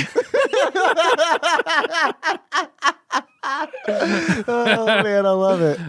Oh Jesus Christ! That explains all the turnbuckles you guys have in your room. Yep, all over the place. Can't go through your room without tripping over. Oh, I got her a luchador mask. All right, good. Leva can do one. Who? Leva can do one? Mm-hmm. Wow, that's impressive. Next achievement I've got is We're All Right. In order to unlock We're All Right, sing Cheap Trick along to the level that rips off Surrender. And that came in from Guitar Man Dalton of the Steam Machine podcast. The next achievement I've got is Low Score Record. In order to unlock Low Score Record, accidentally enter the Beat the Game code when you try to skip a level and beat the game with a score of 0. And that came in from Just a Punk, a.k.a. Chris Murray. Thanks, guys. Do you have any achievements, Tyler? I've got one. It's best used for cleaning under the stove. Yeah! And that is turn into the Samus ball and get under something really well. Yeah. And Super Turrican. Nice. That's old Fish Lips J callback, isn't it? I think so. That's who said that. Yeah, that's been a long time. Tyler. Yes, Dave. I have some questions for you. How much do you think Super Turrican is loose? If you were to buy it, how much do you think you'd pay for it on average? I know how much Super Turrican 2 was worth. It's quite a bit. So imagine it's not that much. As much as that, but still probably not super common. I'm going to say like $50. Tyler, actual retail value of Super Turrican for the Super Nintendo loose, on average, at the time of this recording, according to PriceCharting.com, is $51.97. You were within $2. All right. Do you think that it is worth it? No. Man, I kind of do. I kind of do. I honestly kind of do. Yeah. Like, I'd pay $20 for this. Oh, 20 would be a fucking delight. But like, yes, I mean, But that's also me as someone who's collecting, 51. Like this, I was surprised when I saw $52. When I saw $52, it was like, oh, maybe I should buy this right now because I can't get a fucking copy of Turtles in Time for under $75, which granted, this is no Turtles in Time, but still just seeing everything. Like, I remember looking at Turtles in Time when it was $45. And it's like, now I can't even get it for $75. And now it's kind of, I don't even know technically right the fuck now how much it is, but last time I looked, it's like $90. And it's like, damn. God, I really want this game, but I hope it comes down in the future because I don't $90 want this game. You know what I mean? Yeah. But yeah, $51.97. Tyler, do you think that this game belongs on TADPOG's top 100? No, I don't. I'd put it on the top. At this juncture, top 200. I think it does belong in the top 100. Yeah, and plays a Turrican 2. Yes. Yeah. I do. I honestly do think that this is a better game than Turrican 2. No, I agree with you on that point. And I mean, the fact that Turrican 2 is, granted in the 90s on IGN's list, I would be happy to just do a swap out, and just put Turrican 1 in Turrican 2's place. Yeah. I don't think Super Turrican belongs anywhere outside of the night. I think it's like your bottom rung, but my personal list, I'd put it in the top 100. Yeah. Do you want to know what Flopsy has to say? Yes, please. 3.5 stars is what I bet. 3.5 stars is what you think? Yep. What do you think they gave Super Turrican 2? 4 stars. 4 stars? Okay. They're wrong, but I bet they gave it 4 stars. Okay. According to the Ultimate Nintendo Guide to the SNES Library, 1991 through 1998, by Pat Contry, courtesy of Monster Mold Mike, Super Turrican got 4 stars. This is an uncommon game. And it's, let's see, Reflections from AP says, that a mid-level finally achieved retail availability. Weird that the whole section starts off like I read the rest of it or something. I guess that's another thing I didn't mention is that some of the levels were cut from the game and wound up in a re-release of Super Turrican 2 later. And then they talk about the Xenomorph ripoffs and stuff like that. Yeah. I'm not going to read it because honestly, out of context from the rest of the article, it makes no goddamn sense. Super Turrican 2, availability rare, which I guess would account for the price jump between 1 and 2. 4.5 stars. A damn near perfect game. Yeah. Disagree. Yeah, I disagree too. I honestly think Super Turrican is a better game. Yep, I'm with you 100% on that. Tyler? Yes, Dave. If you were to give this game a beard that sums up how you feel about it, what kind of beard would it be? I would give it the cop stash of 80s style Big Boss Man from the WWF. Oh, tell me about Big Boss Man. He's a big fat cop. Is he like what's his name? Eddie from Final Fight? Yeah. Yeah, he is. Yeah. Yeah, he is. Like, do you think that might have been the inspiration for that character? Quite possibly. Okay, interesting. I know he was he's in a lot of the WWF games, and then he was Is he a leather daddy? He was a good heel in the Attitude Era, where he was all in black, like Vince McMahon's enforcer.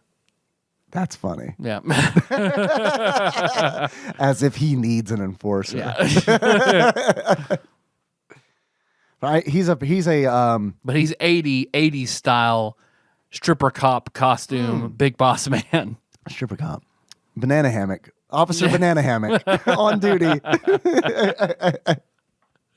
Danny DeVito in a cop costume stripping for the cast of Friends. Now we're talking. Now we're talking. Tyler, if you had to give this game a pair of glasses, it sums up how you feel about it. What kind of glasses would you give the it? big reflective cop glasses of Big Boss Man in the 1980s WWF. Okay, now it's weird that I didn't ask the first time, but I will ask the second time. Why Big Boss Man? Because he's not great, but he's identifiable and good enough. So the fact that he's a wrestler is just like completely disconnected from anything. Right? No, okay. we just talked about wrestling. Okay, so I put it in my so head. it's in your mind. Okay, Yeah, I got you. yeah. Okay. I just wanted to make sure, because I'm not familiar with this person. I didn't know if maybe he rolls. We'll get to the game where it's like Big Boss Man, Doink the Clown, and The Undertaker. So he doesn't at any point turn into a ball and roll around the turnbuckles? He might. I mean, if The Undertaker could throw ghosts in that one game, we'll just fucking see. Is Shang Tsung in one of these wrestling games? I hope so. I'd be down if you could just unlock like a Mortal Kombat character or something. You know what I mean? That's like, I'm fucking in. Let's do it. Do you have anything else you'd like to say about Super Turrican before we close out that section in the show? I think I'm good. Okay. We take some calls though. We can do that. I do have a quiz, or we can take some calls. We can do things in whichever order we want. Let's do that quiz first. All right. I got a quiz. Entitled, "Which Super Turrican are you?" I pulled this from BuzzFeed. I've got a quiz. Which brave freedom fighter of the USS Fighting Freedom are you? Which franchise ripoff are you? Galactus? Xenomorphs? There's so many options. Doom Guy? Samus Aran? Cheap Trick? The last question, unfortunately, was which one do you want to be? Who's okay? A, Mommy's okay. Is Daddy all right? The title of this quiz is I Can't Think of a Title. Perfect. Ross begins. I would love to say I have been busy or doing something exciting, but that would be a lie. Things have been ticking over and keeping me out of trouble. What's that mean? Ticking over, like taking a lot of time, maybe. Things have been keeping ticking out of over? trouble, taking up his time. Is he covered in ticks? Yep. Lyme disease? Probably. You gotta watch out for that. Limey disease over in the that's where it comes from. That was a pretty good joke. I didn't laugh audibly, but you saw my face. You look shocked. Yeah, no, because I was like, wow, that was good. I like that quite a bit. Got limeys all over his boat race. He does. I still love listening. Like that's he's lying to you. They don't know that's not real. Yeah, according to YouTube, boat race is what they call their faces. According to this Batman villain, yeah, I guess. Ross continues, I did do some decorating, but very badly. But as it's a spare guest room, I really don't care enough to do anything about it. You shouldn't. Because the walls in my house are so old and shot, it really needs a lot more money than I have spending on it to make it good. Anyway, enjoy more NTSC SNES games. Are you ready? Oh, I'm ready. Oh, also, I forgot to mention this. For some reason, when he said NTSC SNES games, it reminded me, we're not quite done with the Turrican series. There is technically one more Turrican game on the Super Nintendo that was renamed, I think, to like Ultimate Soldier or something like that. Okay. So there is that. And I did watch some gameplay of it, and it looked like you can shoot diagonally. Oh, man. So there we go. Oh, shit. All right. First question. This game is based on a film which is based on a comic and stars, quote, the Italian Stallion, unquote. Rocky? Sylvester Stallone? So it's a game based on a film which is based on a comic and stars the Italian Stallion. Cliffhanger? Something I can think of. Locking it in. Yep. It is fucking goddamn it. If I swear to God, if we just thought about it. Judge Dredd. Yep. Yeah. Yep. And we just talked about Judge Dredd too, like on Messenger. Well, Cliffhanger was the first thing that came to mind. Mine too. Right. Judge Dredd. But what? Cliffhanger? Why Cliffhanger? Have you ever seen Cliffhanger? No. No, me either. Have you seen Judge Dredd? Well, the remake, yeah, but not the one with Stallone in it. God damn it. All right. Next question. If he had said Carl Urban, we would have gotten it. Actually, yeah. Next question.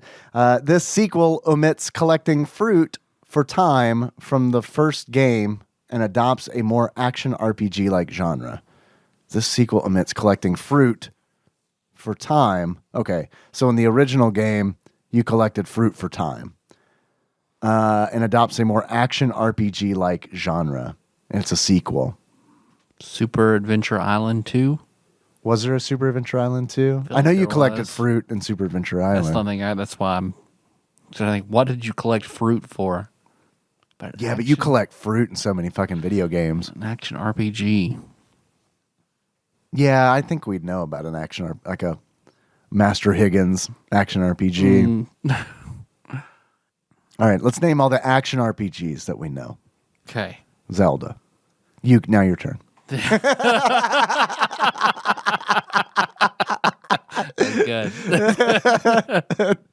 An action RPG on the Super Nintendo. Secret of Mana. That's not it. Yep. Secret of Evermore. Nope. You're not getting fruit for time. So you're on a limited time. But in the original, you collected fruit for time. Oh, so this is a sequel. Yes, it's a sequel, and it adopts a more action RPG-like genre. Action RPG-like. Yikes. Oh. The Hunt for Red October. Sequel to The Hunt for Red September. Yes. Sean Connery, don't eat fucking fruit anymore, man. Sean Connery's Fruit Adventure. Sean Connery. I like cherries. Free Sean Connery fruit roll-up included in every box. Do you remember the fruit roll-ups that had shapes that would pull out? Oh, fuck yeah. What were those called? Try to get travesties. Because when you try to pull it out, it would just stretch into some malformed, fucked up thing. Yeah. Oh, my God. I have no fucking clue. I don't either. Secret of Mana, locking it in. Joe and Mac 2. Joe and Mac 2, locking it in. It is. I'm so sorry. It's Super Adventure Island 2. Really? It is Super Adventure Island 2. First of all, I didn't know that existed. Second of all, it's an action RPG. We'll get to it. I owe you a hamburger or something. I'm sorry. Wow. I'll edit all that out.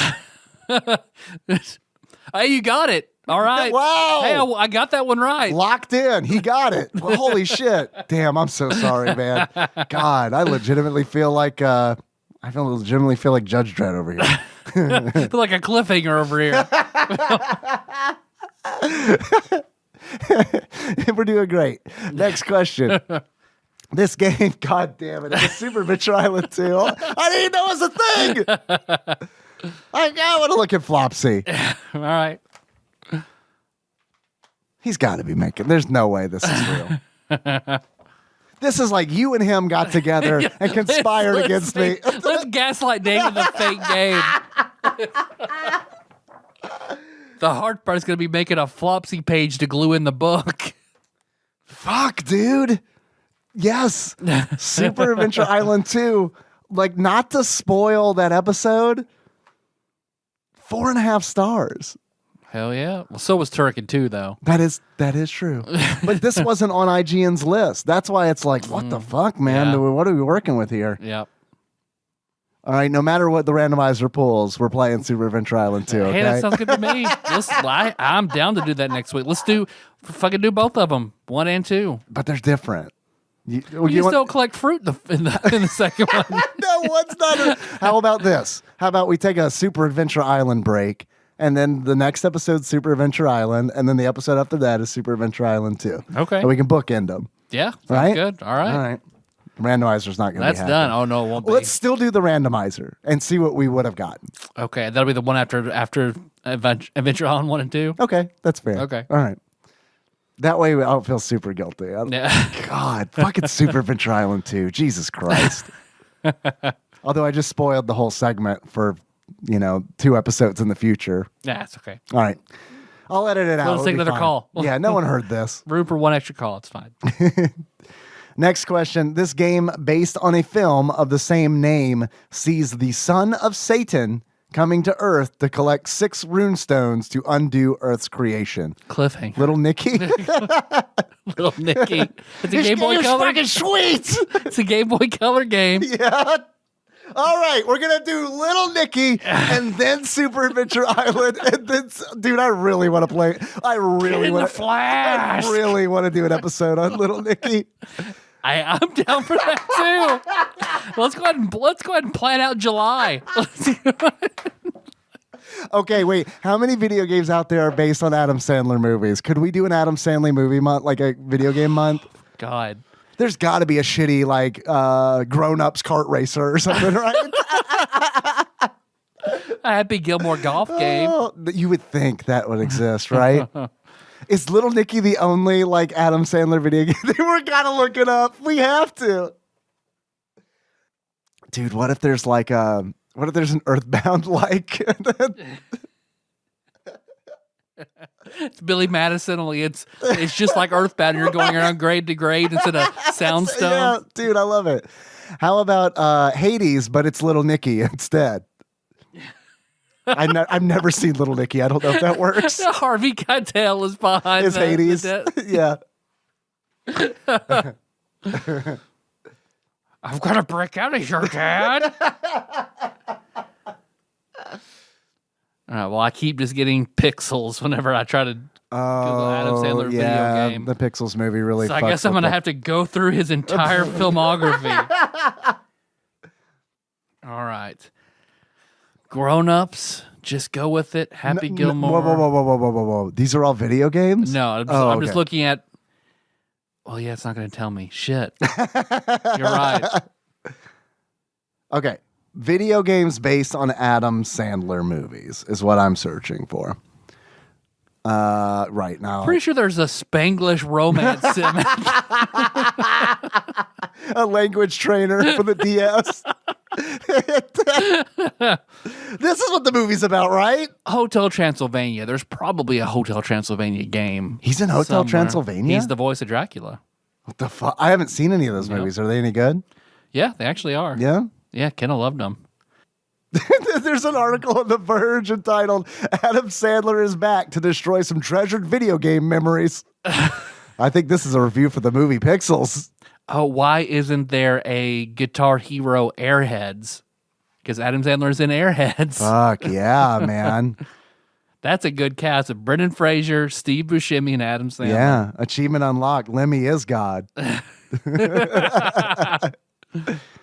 Yeah, Pixels really fucked this one up. There's that gritty cop drama, Bulletproof, where it's him and Damon Wayans. I've seen that. Yeah, I've seen that one. Mm-hmm. Jack and Jill. Funny People. I did like Funny People. I haven't seen it. Man, my parents love those like direct to Netflix Adam Sandler movies. Yeah, I remember they you fucking telling love me your those, dad man. did. Yeah, when there's a horse that farts and shits on a wall, and like he lost his mind, and that disturbed me because I was like, "Who are you?" You showed me Carlin. Now you're laughing at this. But there's a scene in Funny People that hit home for me because Adam Sandler's his character is a famous, successful comedian who basically hires this guy to be his friend because he doesn't have any friends, and he's like, "All right, well, I'm gonna go to bed now, but I want you to talk to me while I go to sleep. I like having a conversation and just falling asleep." Okay. Tell me about the first time you fingered a girl. I was like, if I had that much money, that's something I would probably do. And I would say it just like that and go to bed. I'm giving up on the figuring out what Adam Sandler movies have video game adaptations of them. Fucking Pixels ruined it. Pixels fucking dominates. Like, dude, Little Nicky for what did you say it was for Game Boy Color? Doesn't even that's not even on the first page of search results. Yeah, we'll have to do some research. Adam Sandler's. Yeah, it's going to take a deep dive. Yeah. Adam Sandler, Little Nicky for the Game Boy Color has 4.5 out of 5 on eBay. All right. That sweet ranking system, eBay. It was published by Ubisoft. Oh my God. 14 platforming levels and 5 mini games based on events from the film. Jesus Christ. I was hoping that related articles would be, would have like some other Adam Sandler stuff. It doesn't. Cruisin' Exotica, The Simpsons, Night of the Living Treehouse of Horror, and The Little Mermaid 2, Pinball Frenzy. That might be the only Adam Sandler movie video game adaptation. Do you think there's a novelization out there for Little Nicky? I hope so. We should read it. We should read it. We'll read it in real time. That's our next podcast. Patreon episode. And we do a chapter. A dramatic reading of Little Nicky, the novelization of the movie with Adam Sandler. All right. Next question. Again, I'm super sorry about Super Adventure Island. Okay, right. This game, based on a film of the same name, sees the son of Satan coming to Earth to collect 6 rune stones to undo Earth's creation. It's based on a movie. The Ninth Gate. Is that what the Ninth Gate is about? I have no idea. I had it. Or is that what collection. 13 Ghosts is about? 13 Ghosts or 12 Monkeys. 12 Monkeys. 12 Monkeys. Was or 8 Crazy Nights. Adam Sandler movie, you're right. I have no clue. No clue what that could be. The son of Satan comes to Earth to collect 6 rune stones to undo Earth's creation. Do you remember that movie, ActRaiser 2? Is that what it's about? You're probably right. Oh, what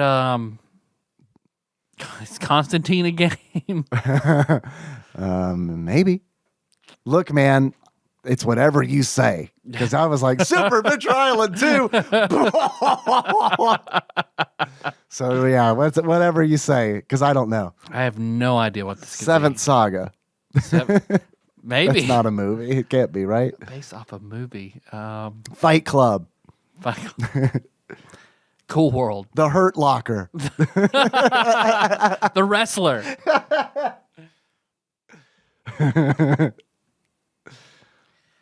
The son of Satan? Yeah, he's the son of Satan. Who is the son of Satan?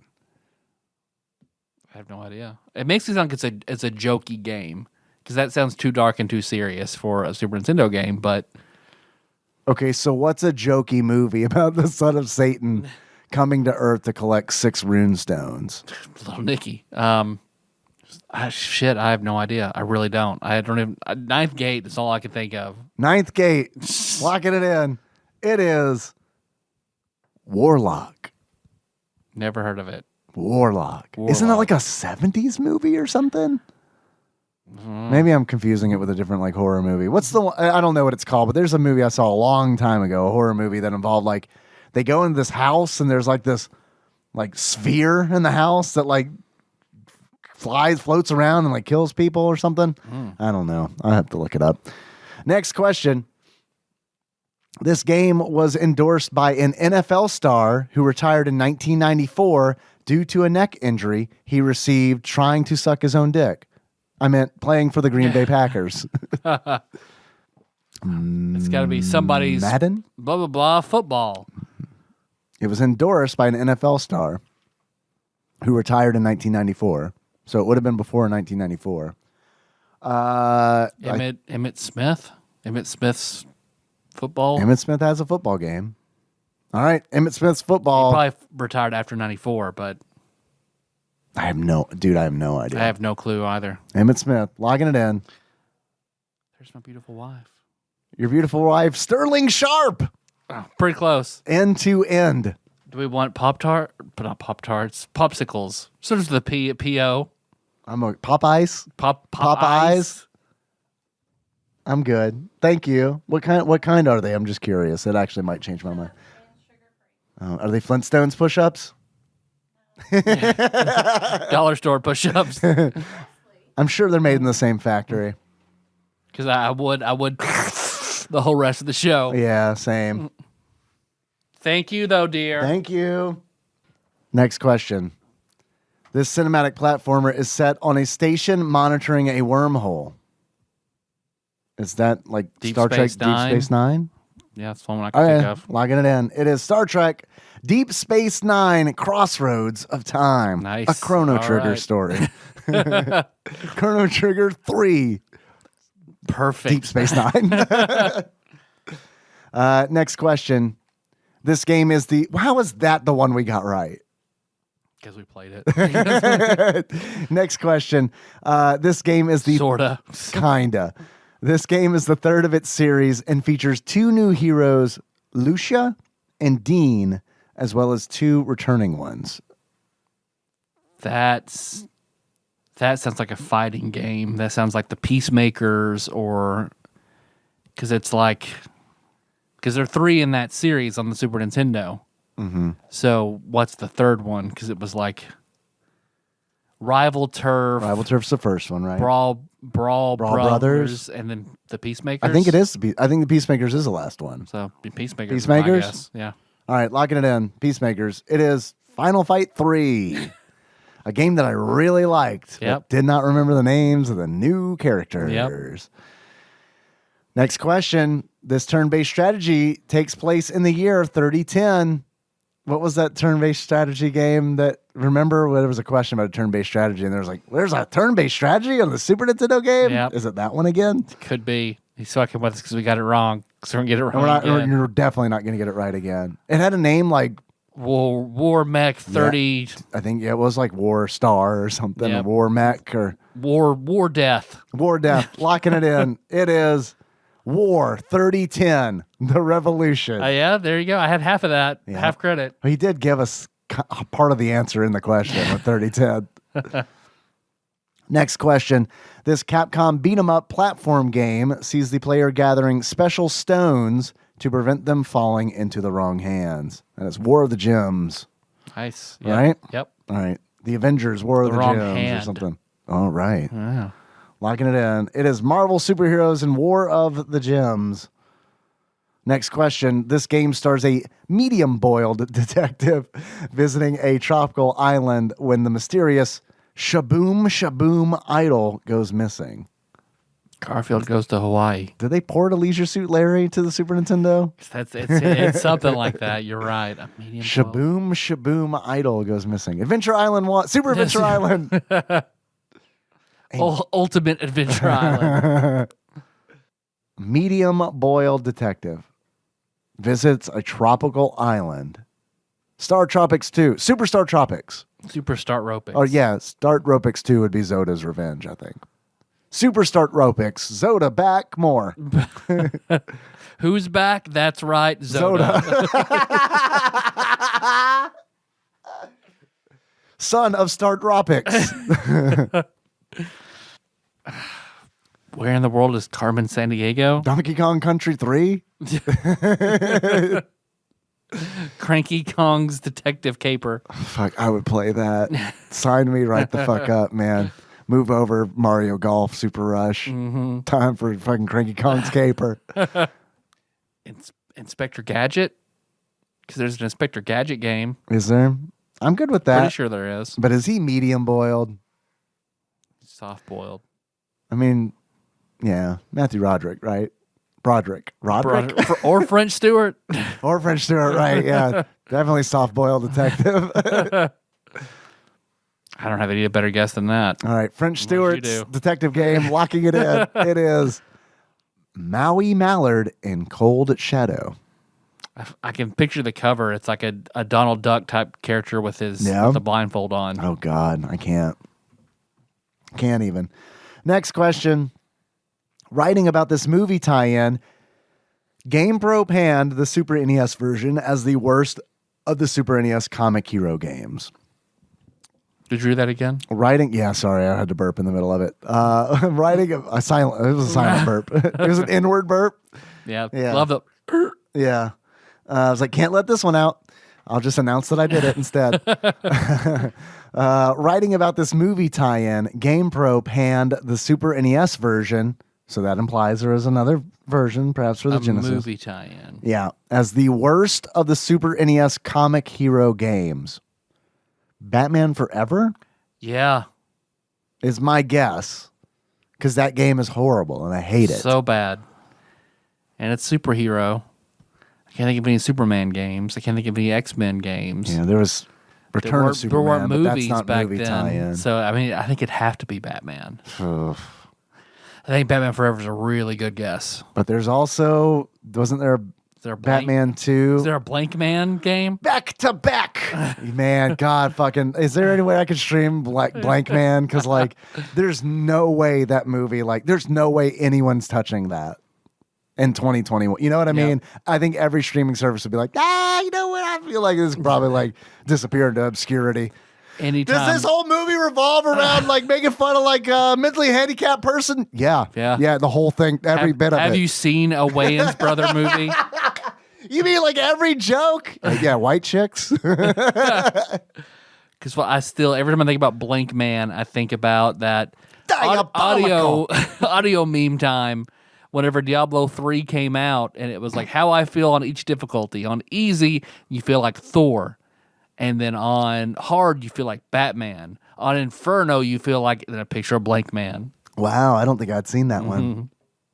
Dude, I loved Blank Man. And when Blank Man like hit HBO or whatever, and it was summer, I fucking probably watched Blank Man at least 4 times a week. I mean, it was just like, fucking Blank Man's back. And it's like, yeah, Blank Man. And it's like, it got to the point where it's just like, I'd be bored and I'd just turn on the TV and be like, oh, Blank Man's in the middle. Guess I'm going to sit and watch to the end. Blank Man. But what's fucking wild is like, I can't tell you what it's about like now. Other than making fun of handicapped people. Absolutely. That's like, the big thing. Yeah. I'm pretty sure that's what he did. That was his power. That and Back to Back and Diabolical. Those are the 2 things I can remember. So Blank Man, lock it in. Blank Man, locking it in. It is Batman Forever. We'll count that. Yeah, we will. Next question. Fuck, marry, kill. Wonder Woman, She-Hulk, Captain Marvel. Yikes. Could I kill any of these women? I don't think I could kill any of these women. Could we? You can't even do a fucking turnbuckled hurricanrana. Pussy cum rana. I guess I would kill Captain Marvel. Man, that's tough because like before the movie, before the MCU, I might have said that too. I'm gonna fuck Wonder Woman, and I'm gonna marry She-Hulk because I could never be accepted by Wonder Woman's culture. But She-Hulk is a lawyer. Yeah. So she's a hot lawyer. So there we go, and she can protect me with all her strength. That is true. I do like She-Hulk. There's some really good lawyer money. There's some really good She-Hulk comics out there. Yeah, I think I'm gonna kill Wonder Woman. God, it's so fucking tough. It's so fucking tough. Cause I like Gal Gadot. Am I saying her name right? I don't know if I am or not. I think it's Gadot. I don't know. It is something. I don't know. It's the opposite of how Gadot is how I want to pronounce it. Right. No, it's not that. Right. Okay. But I mean, she's great. But if we're just like basing she's a pretty perfect Wonder Woman. Yeah, absolutely. If we're basing it just on characters alone, outside of their movie appearances, and then I think I'd kill Wonder Woman. Yeah. And then probably also marry She-Hulk for the same reasons that you gave. Yep. And fuck Captain Marvel. It sounds like a bad way. Like, I mean, like, have a romantic relationship with Captain Marvel. Okay, that's fair. Yeah. Fuck, marry, kill. Batman, Superman, Spider-Man. Now we're fucking talking. I can answer this one real fucking fast. Batman, Spider-Man, and who else? Batman, Superman, Spider-Man. Kill Superman. Kill Superman. Hands down. Yep, he's gone. Gone. I'm gonna marry Batman. Get that Wayne money. Ugh. And then I'm gonna have a little affair with Spider-Man. He's good at hiding shit, so you have an affair and fuck Spider-Man. He kinda is not though. I'm gonna also call him Spider or Tiger. You hit the jackpot. That's what you're gonna say. Come get this asshole, Tiger. Come on his face.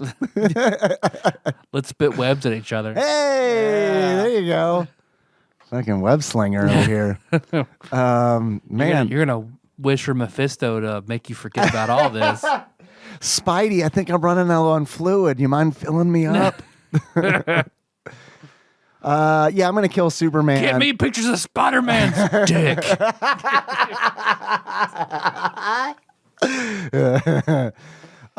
Dude, I don't think I want to marry Batman because like he's a fucking psycho, dude, and it's like I don't think that I could deal with that for very long. He is crazy. You're right. I think I would probably just have like a better life with Spider-Man, even if we lived in poverty, it'd be fine. I think because it's like, but I mean, look at you marrying for love and not money. Yeah, I don't. Or political affluence. Yeah, I don't. Well, I just think Batman might eventually kill me, and I don't think that Spider-Man like would. I mean, look what's happened. He would have a contingency plan to kill you. Well, look at what, absolutely. I mean, fucking. Some of the Robins don't make it. Just gonna throw that out there. Yeah, yeah. What villain will I eventually become from marrying Batman? Yeah, right. But then again, I mean, you got Gwen Stacy, so fuck. I guess I'm going to marry Superman then. I changed my mind because Lois Lane's fine and dandy. Yeah, Superman's going to take care of you, and he's a really sweet guy. It's going to be boring God, sex. it's going to be the worst. So boring. It's going to be the worst. I mean, his dick's going to be super hard, but I mean, outside of that, it's going to be like very like gentle, like, no, I don't want to hurt you. No, but all my God strength. Right. But you want a glass of milk? Why don't you shut up and fuck me? Why don't you fuck me? For once in your fucking life, Superman, why don't you fuck me? Choke me a little bit, Clark. A little. Let me wear the glasses. Yeah, I guess. Yeah, I'm gonna fuck Batman, marry Spider-Man. Okay. Oh God, the real question. Question. I like the escalation of these. Peppy hair, slippy toad. Falco Lombardi. I'm killing Falco. I couldn't. I don't want to fuck Falco, give him the satisfaction, and I couldn't marry Falco. So I'm killing Falco. I love how serious you sounded.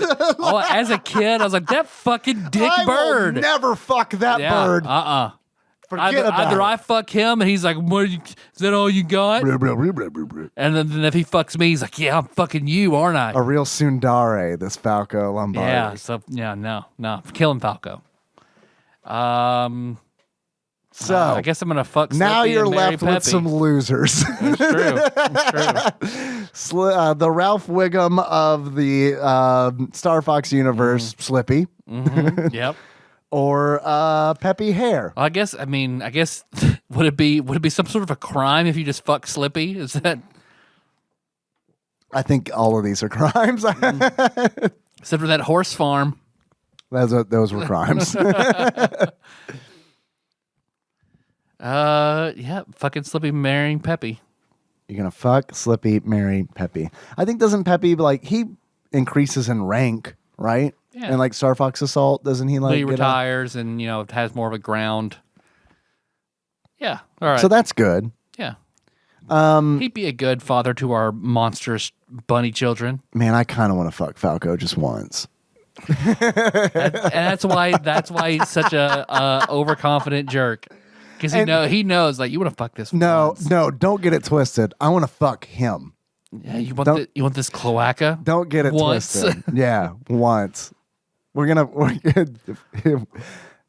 make sure you never fly. What's again. wrong, buddy? You out of inches?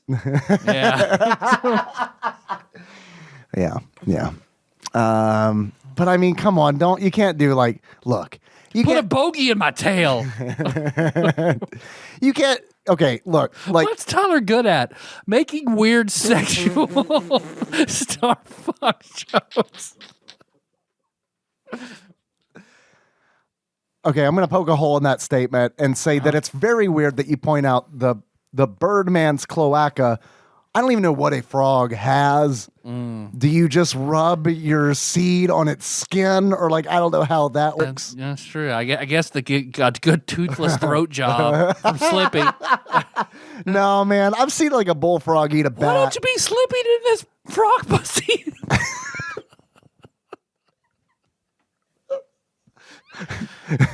You got me all oozy.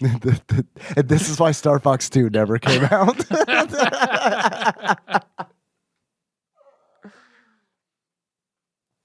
The secret level of Star Fox 2. Do a barrel roll in his ass.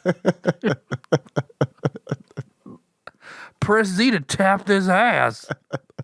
All right, we're done. I can't even get to the crystal ones for Jeff. He's probably edging right now, just waiting for us to get to crystal. I'm not going to do it. I mean, look, I don't know personally, but I don't know that Jeff has that stamina. What is that cup full of flies on this table? What's in there? And the green cup. There's like a bunch of flies in there. This one? Yeah. What's in there? Nothing? Nothing. Oh. Maybe those aren't flies. That's probably mold. All right. Maybe they're like black sesame seeds. That freaked me out, man.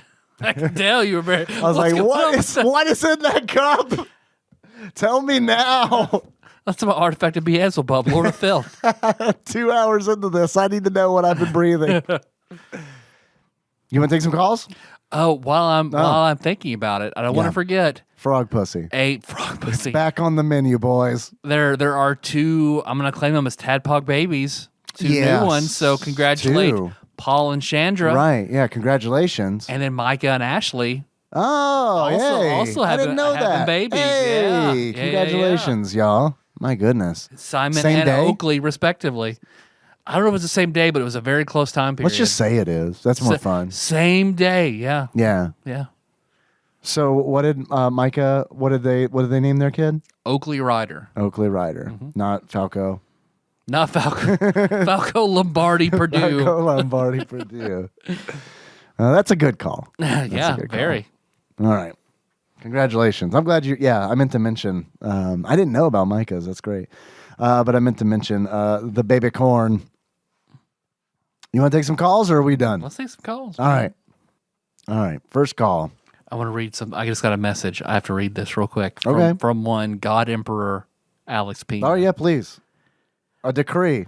I've been staying away from Facebook, so I haven't been dropping the usual hearts on episode posts. You. Yep. Me too. Good for. How has your life improved? Tell me how your life has improved. But I just wanted to let you guys know that these past few episodes, in my opinion, have been some of the best you guys have put out. Keep doing what you're doing. Love you guys. Alex, I'm so sorry for this episode, Alex. But I do think you probably enjoyed the frog pussy, so never mind. Can that be the new subtitle of our podcast? Tyler and Dave play old games. We hope you enjoy the frog pussy. Yeah. New shirt. Yeah, okay. All right. I'll make it if you wear it. Okay. All right. In public. Oh. At Tater Day. I say, how about I just fuck my wife in it? That'd be pretty funny. No, I'll put it on the frog pussy shirts. As long as it's in public, sure. Okay, yeah, that's fine. That works. Thank you, Alex. That's very nice. We've been trying real hard. I'll speak for me personally. I feel re-energized with the show. Yeah, absolutely. The all calls I feel very good about helped, everything. And then moving to Thursday, all that's really helped. First call. This is coming in from October 17th, 2019. Perfect. Oh, it's super quiet. Here, let me fix that. We got this. This is fine. We do this all the time. This is professional. Yeah. Motherfucking Tadpog. Okay, guys, this is probably going to be a rant because first-time caller, been listening to you guys for... First-time caller? Yeah. Nate? Still got some of those. Like 2 years. Love you guys so much. Thank you. My name's Travis, by the way. I don't have a cool-ass handle because, of course, like I said, just kind of listening. Don't comment too much. Patreon donor. Thank you. Thank you, Cool Ass Travis, man. Yes, right? Right? Yeah, we were there. Cool Ass Travis. Yeah, that was a fucking mind meld right there. Yeah. 3-7. Sorry. I'm nervous as shit. It's fine. When I call you guys, I had to call you because... we're just literally two nervous idiots. Shit, Travis. We're literally two idiots in a garage. Don't be nervous. Yep. And I keep looking over at that vent and thinking it's Bella. I'm like, the dog's not in here. Why is the dog not moving and made of hard plastic? Why don't you just look at me with her one cyclops eye? I just listened to Pack in Time, and it's super special because it was Dave's birthday podcast, and I just had to cut through my fears and call you guys and say fucking happy birthday, Dave. I think it's super. Thank super you. important. Not from Adam. Not from Adam. Not from Adam. Yeah. From Cool Ass Travis. New beloved, if you ask me. Yeah. Yeah. Someone remember He's the my one fucking did birthday. I know who's getting a frog pussy shirt for free. To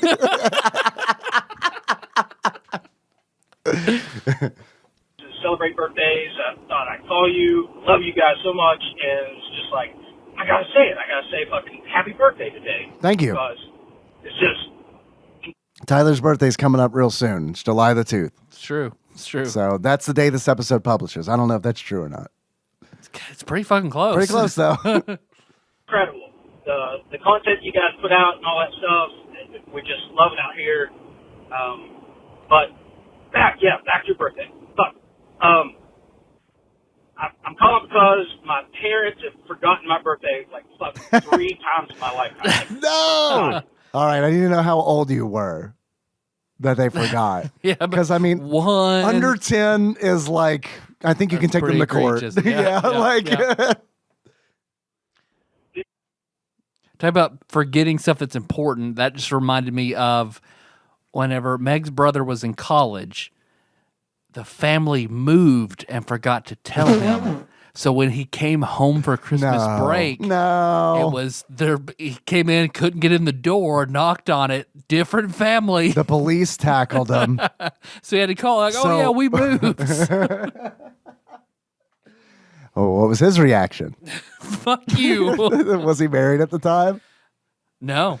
Because my thing would be like, well, I'm going to go spend Christmas with my wife's family. Thank you very much. You guys, fuck you very much. I'm out. He was like a freshman at Wake Forest and came home for Christmas. Hey, didn't we have a kid?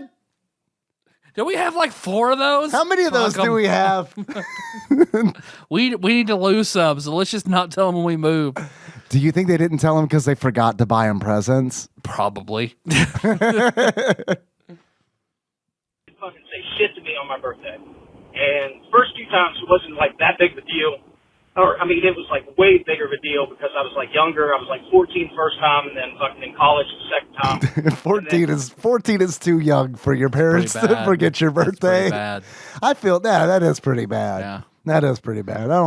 Cool ass Travis, you deserve better than that. You do. Fuck your parents. Those sad ass Travis's parents. I hope your Christmases were baller though. Oh, they made up for that. And again, this year, on my 40th birthday, they just didn't call me for like a week, which they're like in their 70s, so I don't care. Whatever, they forget fucking their brains, I don't think it's because they're in their 70s. Unless they were in their 70s when you were 14.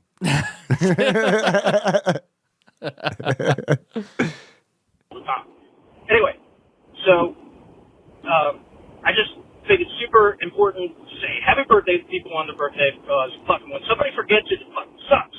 Yeah, beloved Adam. You hear? But, that's just kidding, beloved Adam. You're beloved. I'm not. Shit. You should have known. You should have known we'd be reading this at some random date in the future. the way it is. They tried to make it up to me. I mean, like when I was 14, they bought me a TV, which is a 19-inch TV that was pretty game-changing to me because, like, I moved my Super Nintendo and my Genesis to my room instead of playing on the family. Game changer. Yeah. Game changer. Literally a game changer. Yep. Yeah. It's I remember that day. That was a good day. TV, and that was awesome because, like, I could, pause it and, like, close my door, tell them I was playing my video games, all that shit, and jerk off, and no questions asked. Right. Like, what are you doing in your room? Are you jerking off? No, I'm playing video games. So that was a score. If you're jerking off, we're going to forget your birthday.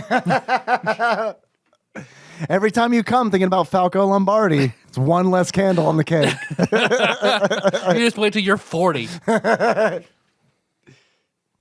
And then, like, the second time when I was in college, they forgot it. They gave me a hoodie. This year, they didn't give me a goddamn thing. So, I don't know. When you get older, things suck. Yeah. Confirmed. So, anyway, love you guys. Love you, Tyler. Love you, Dave. Tyler, I'll call you on your birthday. I'll give you a fucking weird-ass message, too. So, love you. See ya. Peace out. Thanks, Cool Ass Travis. Thank you. Yeah. That was a very nice call. Thank you for the birthday wishes. Very, very nice. I'm sorry that your parents forgot about your birthday 4 times. That does suck.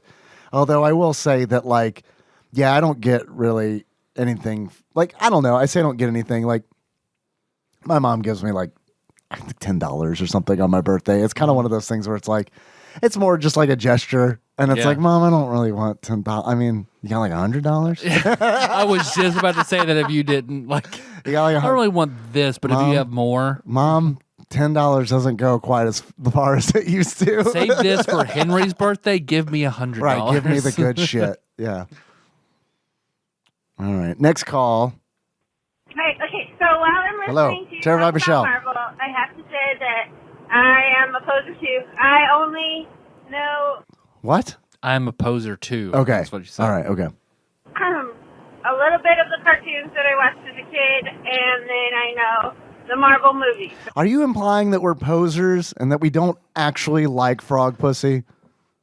Because I'll have you know. You fucking love frog pussy. I can't get enough.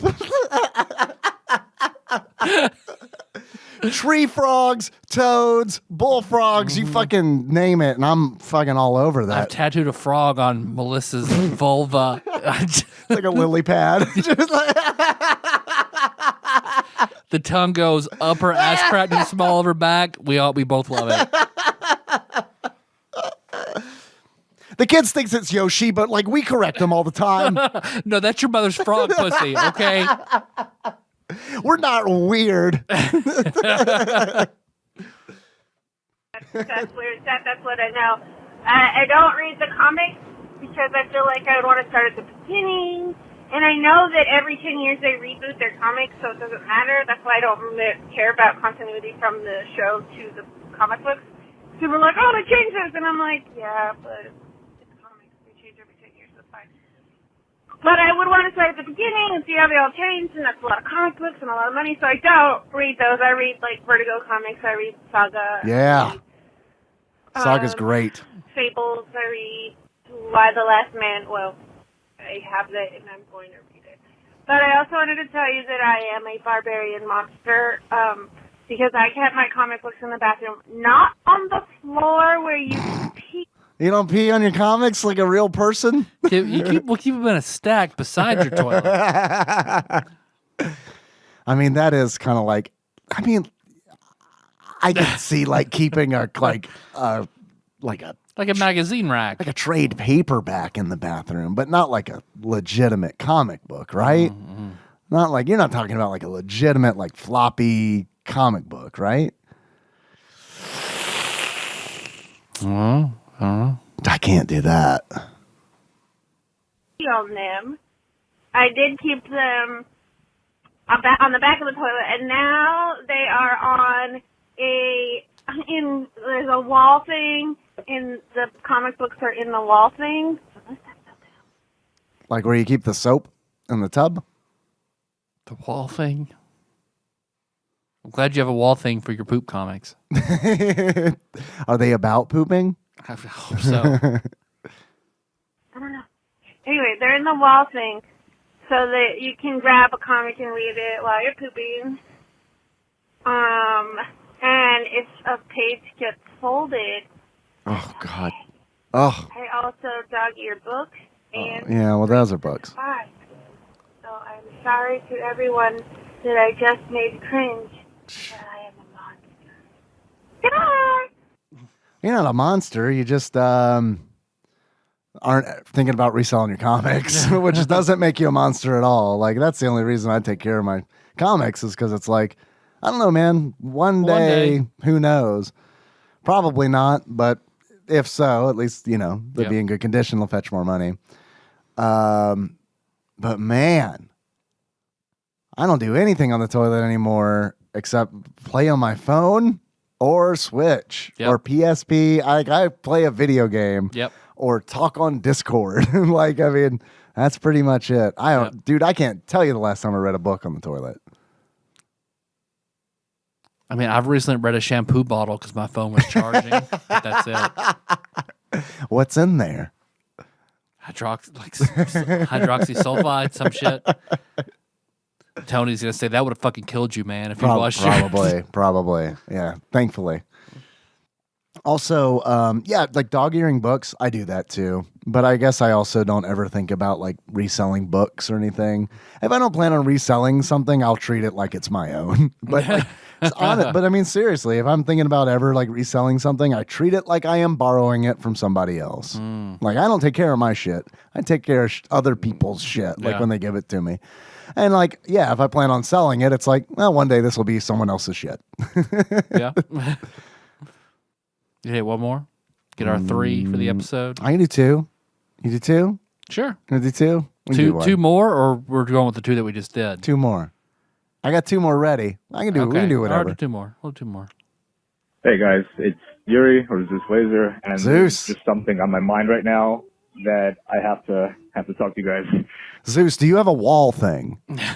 We need to know. We're doing research. Do you have a wall thing? About immediately. Going through Disney Plus, I'm seeing that there's a Cinderella 3 that came out in 2007. My daughter's loving Time it. travel. I, for one. Time travel? It's a time travel one. A Cinderella time travel movie? All fucked up. Yep. I watched Cinema Sins or whatever about it. You haven't seen the movie, though? How awful it is. Okay. No, I have not. Did Cinema Sins say it was a bad movie? No, it wasn't Cinema Sins. It was something else about like a channel that just did shitty direct-to-home video Disney and that's movies. what this was, a direct-to-video? Yep. Gotcha. I'm devastated. Does Gilbert Gottfried voice Cinderella? All the characters. Everyone. That's a wrap. Got it in one, Gilbert. Just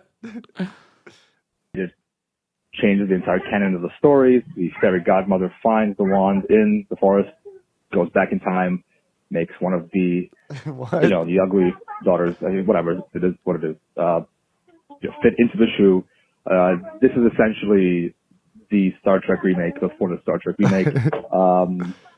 Disney has outdone themselves once again. I, for one, 5 out of 5. Horrified, empty. My daughter likes it. Just don't know how to make sense of life or anything right now. Thanks, Zeus. Yeah, this is all news to me. I didn't know this existed. Yep. I don't know that I'm gonna watch that. You sure? Yeah, I think I'll stick a Secret Life of Pets with Henry. I don't even think the girls have seen that, and they love all that obtuse Disney shit. Let's get all the kids together. We'll find Let's out. have a viewing. I want all you guys to watch Cinderella 3. Let me know what you think. Homework. Disney homework. Which Cinderella 2 character are you? But thank you, Zeus. Thank you, Zeus. Good to hear from you. Last call. Hi, TADPOG. It's Terrified Michelle. Terrified Michelle. I'm on the episode where you're talking about Prince of Persia, and it's a good game. I got a book. Do you read regular books? Read what? Regular books? Regular books. No, never. Ugh. Ugh, gross. I'm sure you can read. I just don't know if you do read. I don't have time. I don't know how to read. The Kentucky public school system's very bad. Very, very bad. I have all my D&D books read to me. Yeah, right. Oh, they're written on shampoo bottles. In fact, Time to read regular books anymore unless they're super short. So I stick to audiobooks. So I'm not judging you. But then Dave's reading this really long book, and he's talking about how it opens up with beating your wife. And you're like, I'll have to check on that, see what she'll do. And I'm all like, Tyler's like, not sexual enough. And I'm like, depends on the type of beating and whether or not she's in the BDSM, whatever. But I'm intensely confused. What? I'm intensely confused. BDSM. BDSM, a book that I was reading. That you were reading. About it opening up with a guy beating his wife. I mean, that sounds like some shit that you're into, so it could be anything, really. Name 5 Brandon books. Sanderson writes a lot of wife-beating-based magic systems. Name the last 5 books Depending that you on read the kind of wife you beat, you get magic powers. I don't understand how difficult this is for you. I know ever since you transferred over to like Frog Pussy books, you just don't remember the wife-beating books anymore. Classic problem. I strictly read Pepe frog-based literature. Only the rarest Pepe books for me. Pepe, Pepe. I just said Pepe. I don't know. Pepe. But I have no idea. Pepe. There's like a documentary about that frog and like how it was like taken over by alt-right and all that. And Yeah. Sad. Dirty. Dirty frog pussy. Dirty So frog dirty. pussy. Dirty alt-right frog pussy. Listen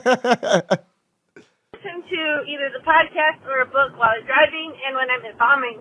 And I'll be when it's in my car, nobody gives a shit because I'm in my car. I mean, the people driving next to me may look over and be like, what the fuck? But otherwise, they don't know anything, so they don't care. But I'll have 2 headphones in my ears when I am embalming. They'll periodically make a comment to my book, on my book. And I'm not talking to anybody else. You're such a good book.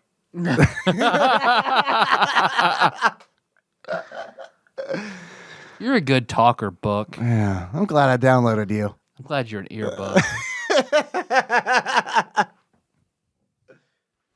But the book, I do it all the time. Like, force people yelling at the TV. I also yell at the TV when it's a scary movie, and I'm like, why are you going in there? Have you never seen a scary movie? What the hell? The coughing. I like to think that everyone in a horror movie they live in a universe where horror movies do not exist. Yeah. Just like what Walking Dead, there's no zombie literature. Right. Yeah. If you were a person, you could get in this ass, Book.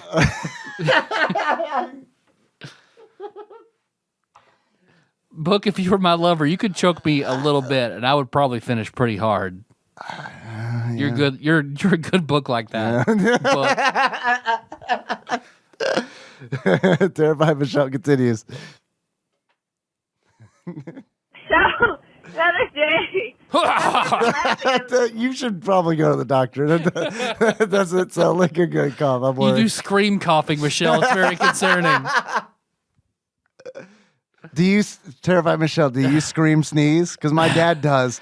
And I do think it's genetic, and I've been trying to work on not doing it anymore. Sneezing doesn't feel as good as it used to, but I scare a lot less people now. Melissa's mom and Artsy AJ both, they scream sneeze.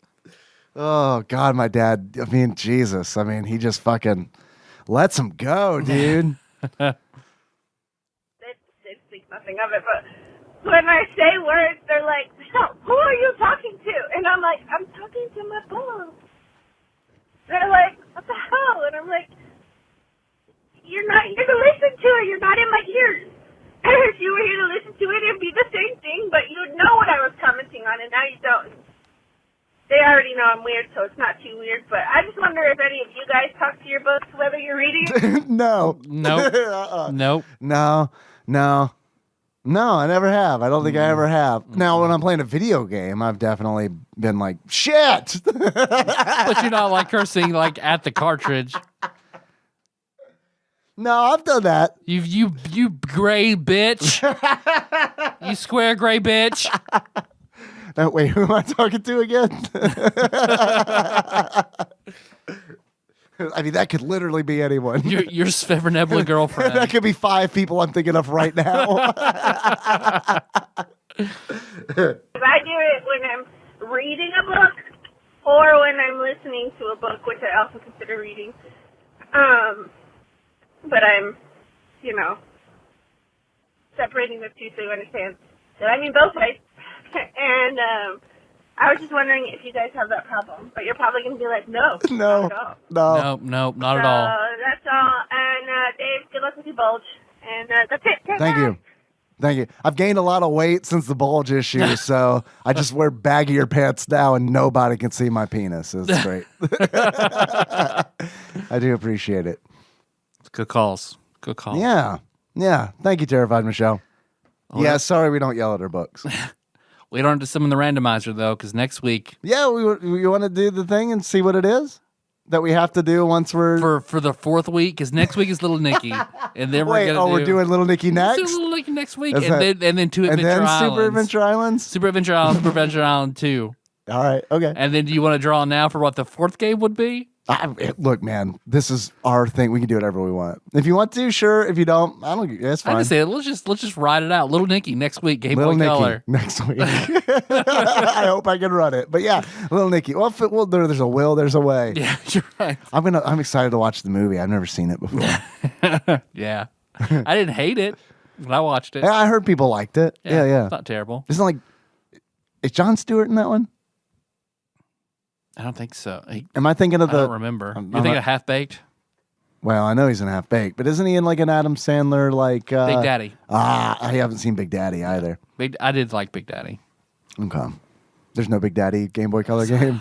Sadly Virtual not. Boy game. The Scuba Steve Big Daddy Virtual Boy game. How the fuck do I know about Scuba Steve, but I've never seen Big Daddy? Because people made plenty of jokes about it outside of the movie. Yep. Okay. All right. Next episode of Little Nicky. I kind of love this podcast a little bit. Yeah, a little bit. So, hey, you want to send us something? We're going to a tasting video sometime soon. But if you want to send us something in the meantime, that's TADPOG Studios, care of Nicole Nance, P.O. Box 3785, Paducah, Kentucky 42002.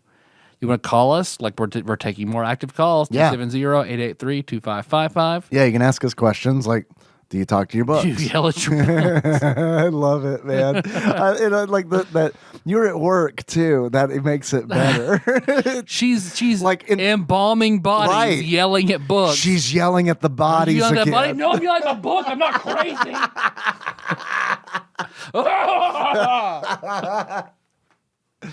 Oh man. Hey, we're on Facebook. If you like TADPOG on Facebook, TADPOG Nation. We got that group with that dank shit. But if you like good organized chat, that's our Discord. Yeah, bit.ly/TADPOG Discord. Check it out. It's cool. Or as close as it's gonna get. Yeah. Yep. We are also on Twitter and Instagram at TADPOG_podcast. Yep. I stream on Twitch on Sundays, twitch.tv/TADPOG_podcast. I will be streaming Little Nicky for the Game Boy Color, but you already know that by the time you're probably listening to this. So, most importantly, we got that Patreon. Yes. Still the same. Right, which is great. That's fine. We're perfectly happy with that. We understand. Thank you. Thank you. Yeah, very much. Our theme song is Moved by Sigmar Drive. Link to that track from the show notes at TADPOG.com. And this episode was executive produced by the following people. I wanted to get that in there so I didn't have to record it at home like I did last time because I totally forgot. These are the people who donate at $20 or more a month on patreon.com. We've got God Emperor Alex Pena. Thank you for your message. Yeah, Thank you for staying off of Facebook. Smart move. I like that. Cousin David Galino, Cthusiast Jeff Miners, Laud Mulaney Dennis, Zeus Laser, Steve Dixon, Plinko Nick Price, Clambro Cody Phillips, Bantha Master, Executive Producer Dig Dougie, The Eightfold Daniel Abernathy, Time Lord Josh Edwards, Gamebug Prime Nathan Eaton, Matt Gentile, a.k.a. Gentle G, congratulations on your marriage, Magical Sleeper, a.k.a. Big Dick Pie Baker Chris Vaughn, Usurper Grim, Temporary Eternal Savior Cubicle Monkey, Pinball Archmage Chris Edler, I'm sorry you couldn't be on this episode, Sandwich Pope Phil Hawkins, Nate from Utah, First Time Caller, Drinksmith, Joey Webster, Big Daddy Paul Anderson, not to be confused with Big Daddy from the Adam Sandler movie, no, Scuba Steve, Edgelord Kyle Purtleball, Master Cycle Baron Kevin Link, John of 1000 Names, and General Kenobi Massacre. Yeah. Thank you guys very, very much. How you want to close us on out, Dave? As our favorites, knockoff Galactus. Could be any of them. Okay. So until next time. Tropical Capricorn. You were the Cloud from Fantastic Four, too. There you go. Yeah. Yeah. I don't know. I didn't come up with anything, so I just said it loud, kind of. That's how Galactus do. Yeah. That's how he do. I did it like he was sad because Silver Surfer got his own comic book, and I didn't. Yeah. So I was a little bummed out. Just talking with whatever the what's his name, the Reed Richards kid that hangs out with Galactus because he's all powerful. So I didn't know that was a thing that happened. I knew that I knew that they had a kid, and I cannot remember that kid's name. And I knew that kid was like all powerful, but I didn't know that he hung out with Galactus. Mm-hmm. Yeah, he just hangs out with Galactus. Man, I'm kind of glad I don't read comic books anymore.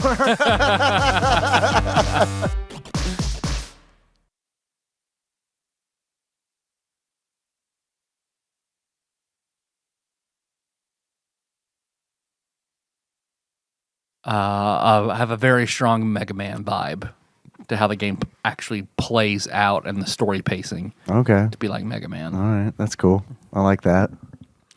I'll play a fat guy with a gun. Perfect. I'll play Jimmy again. Dressed as Mega Man. He's in blue.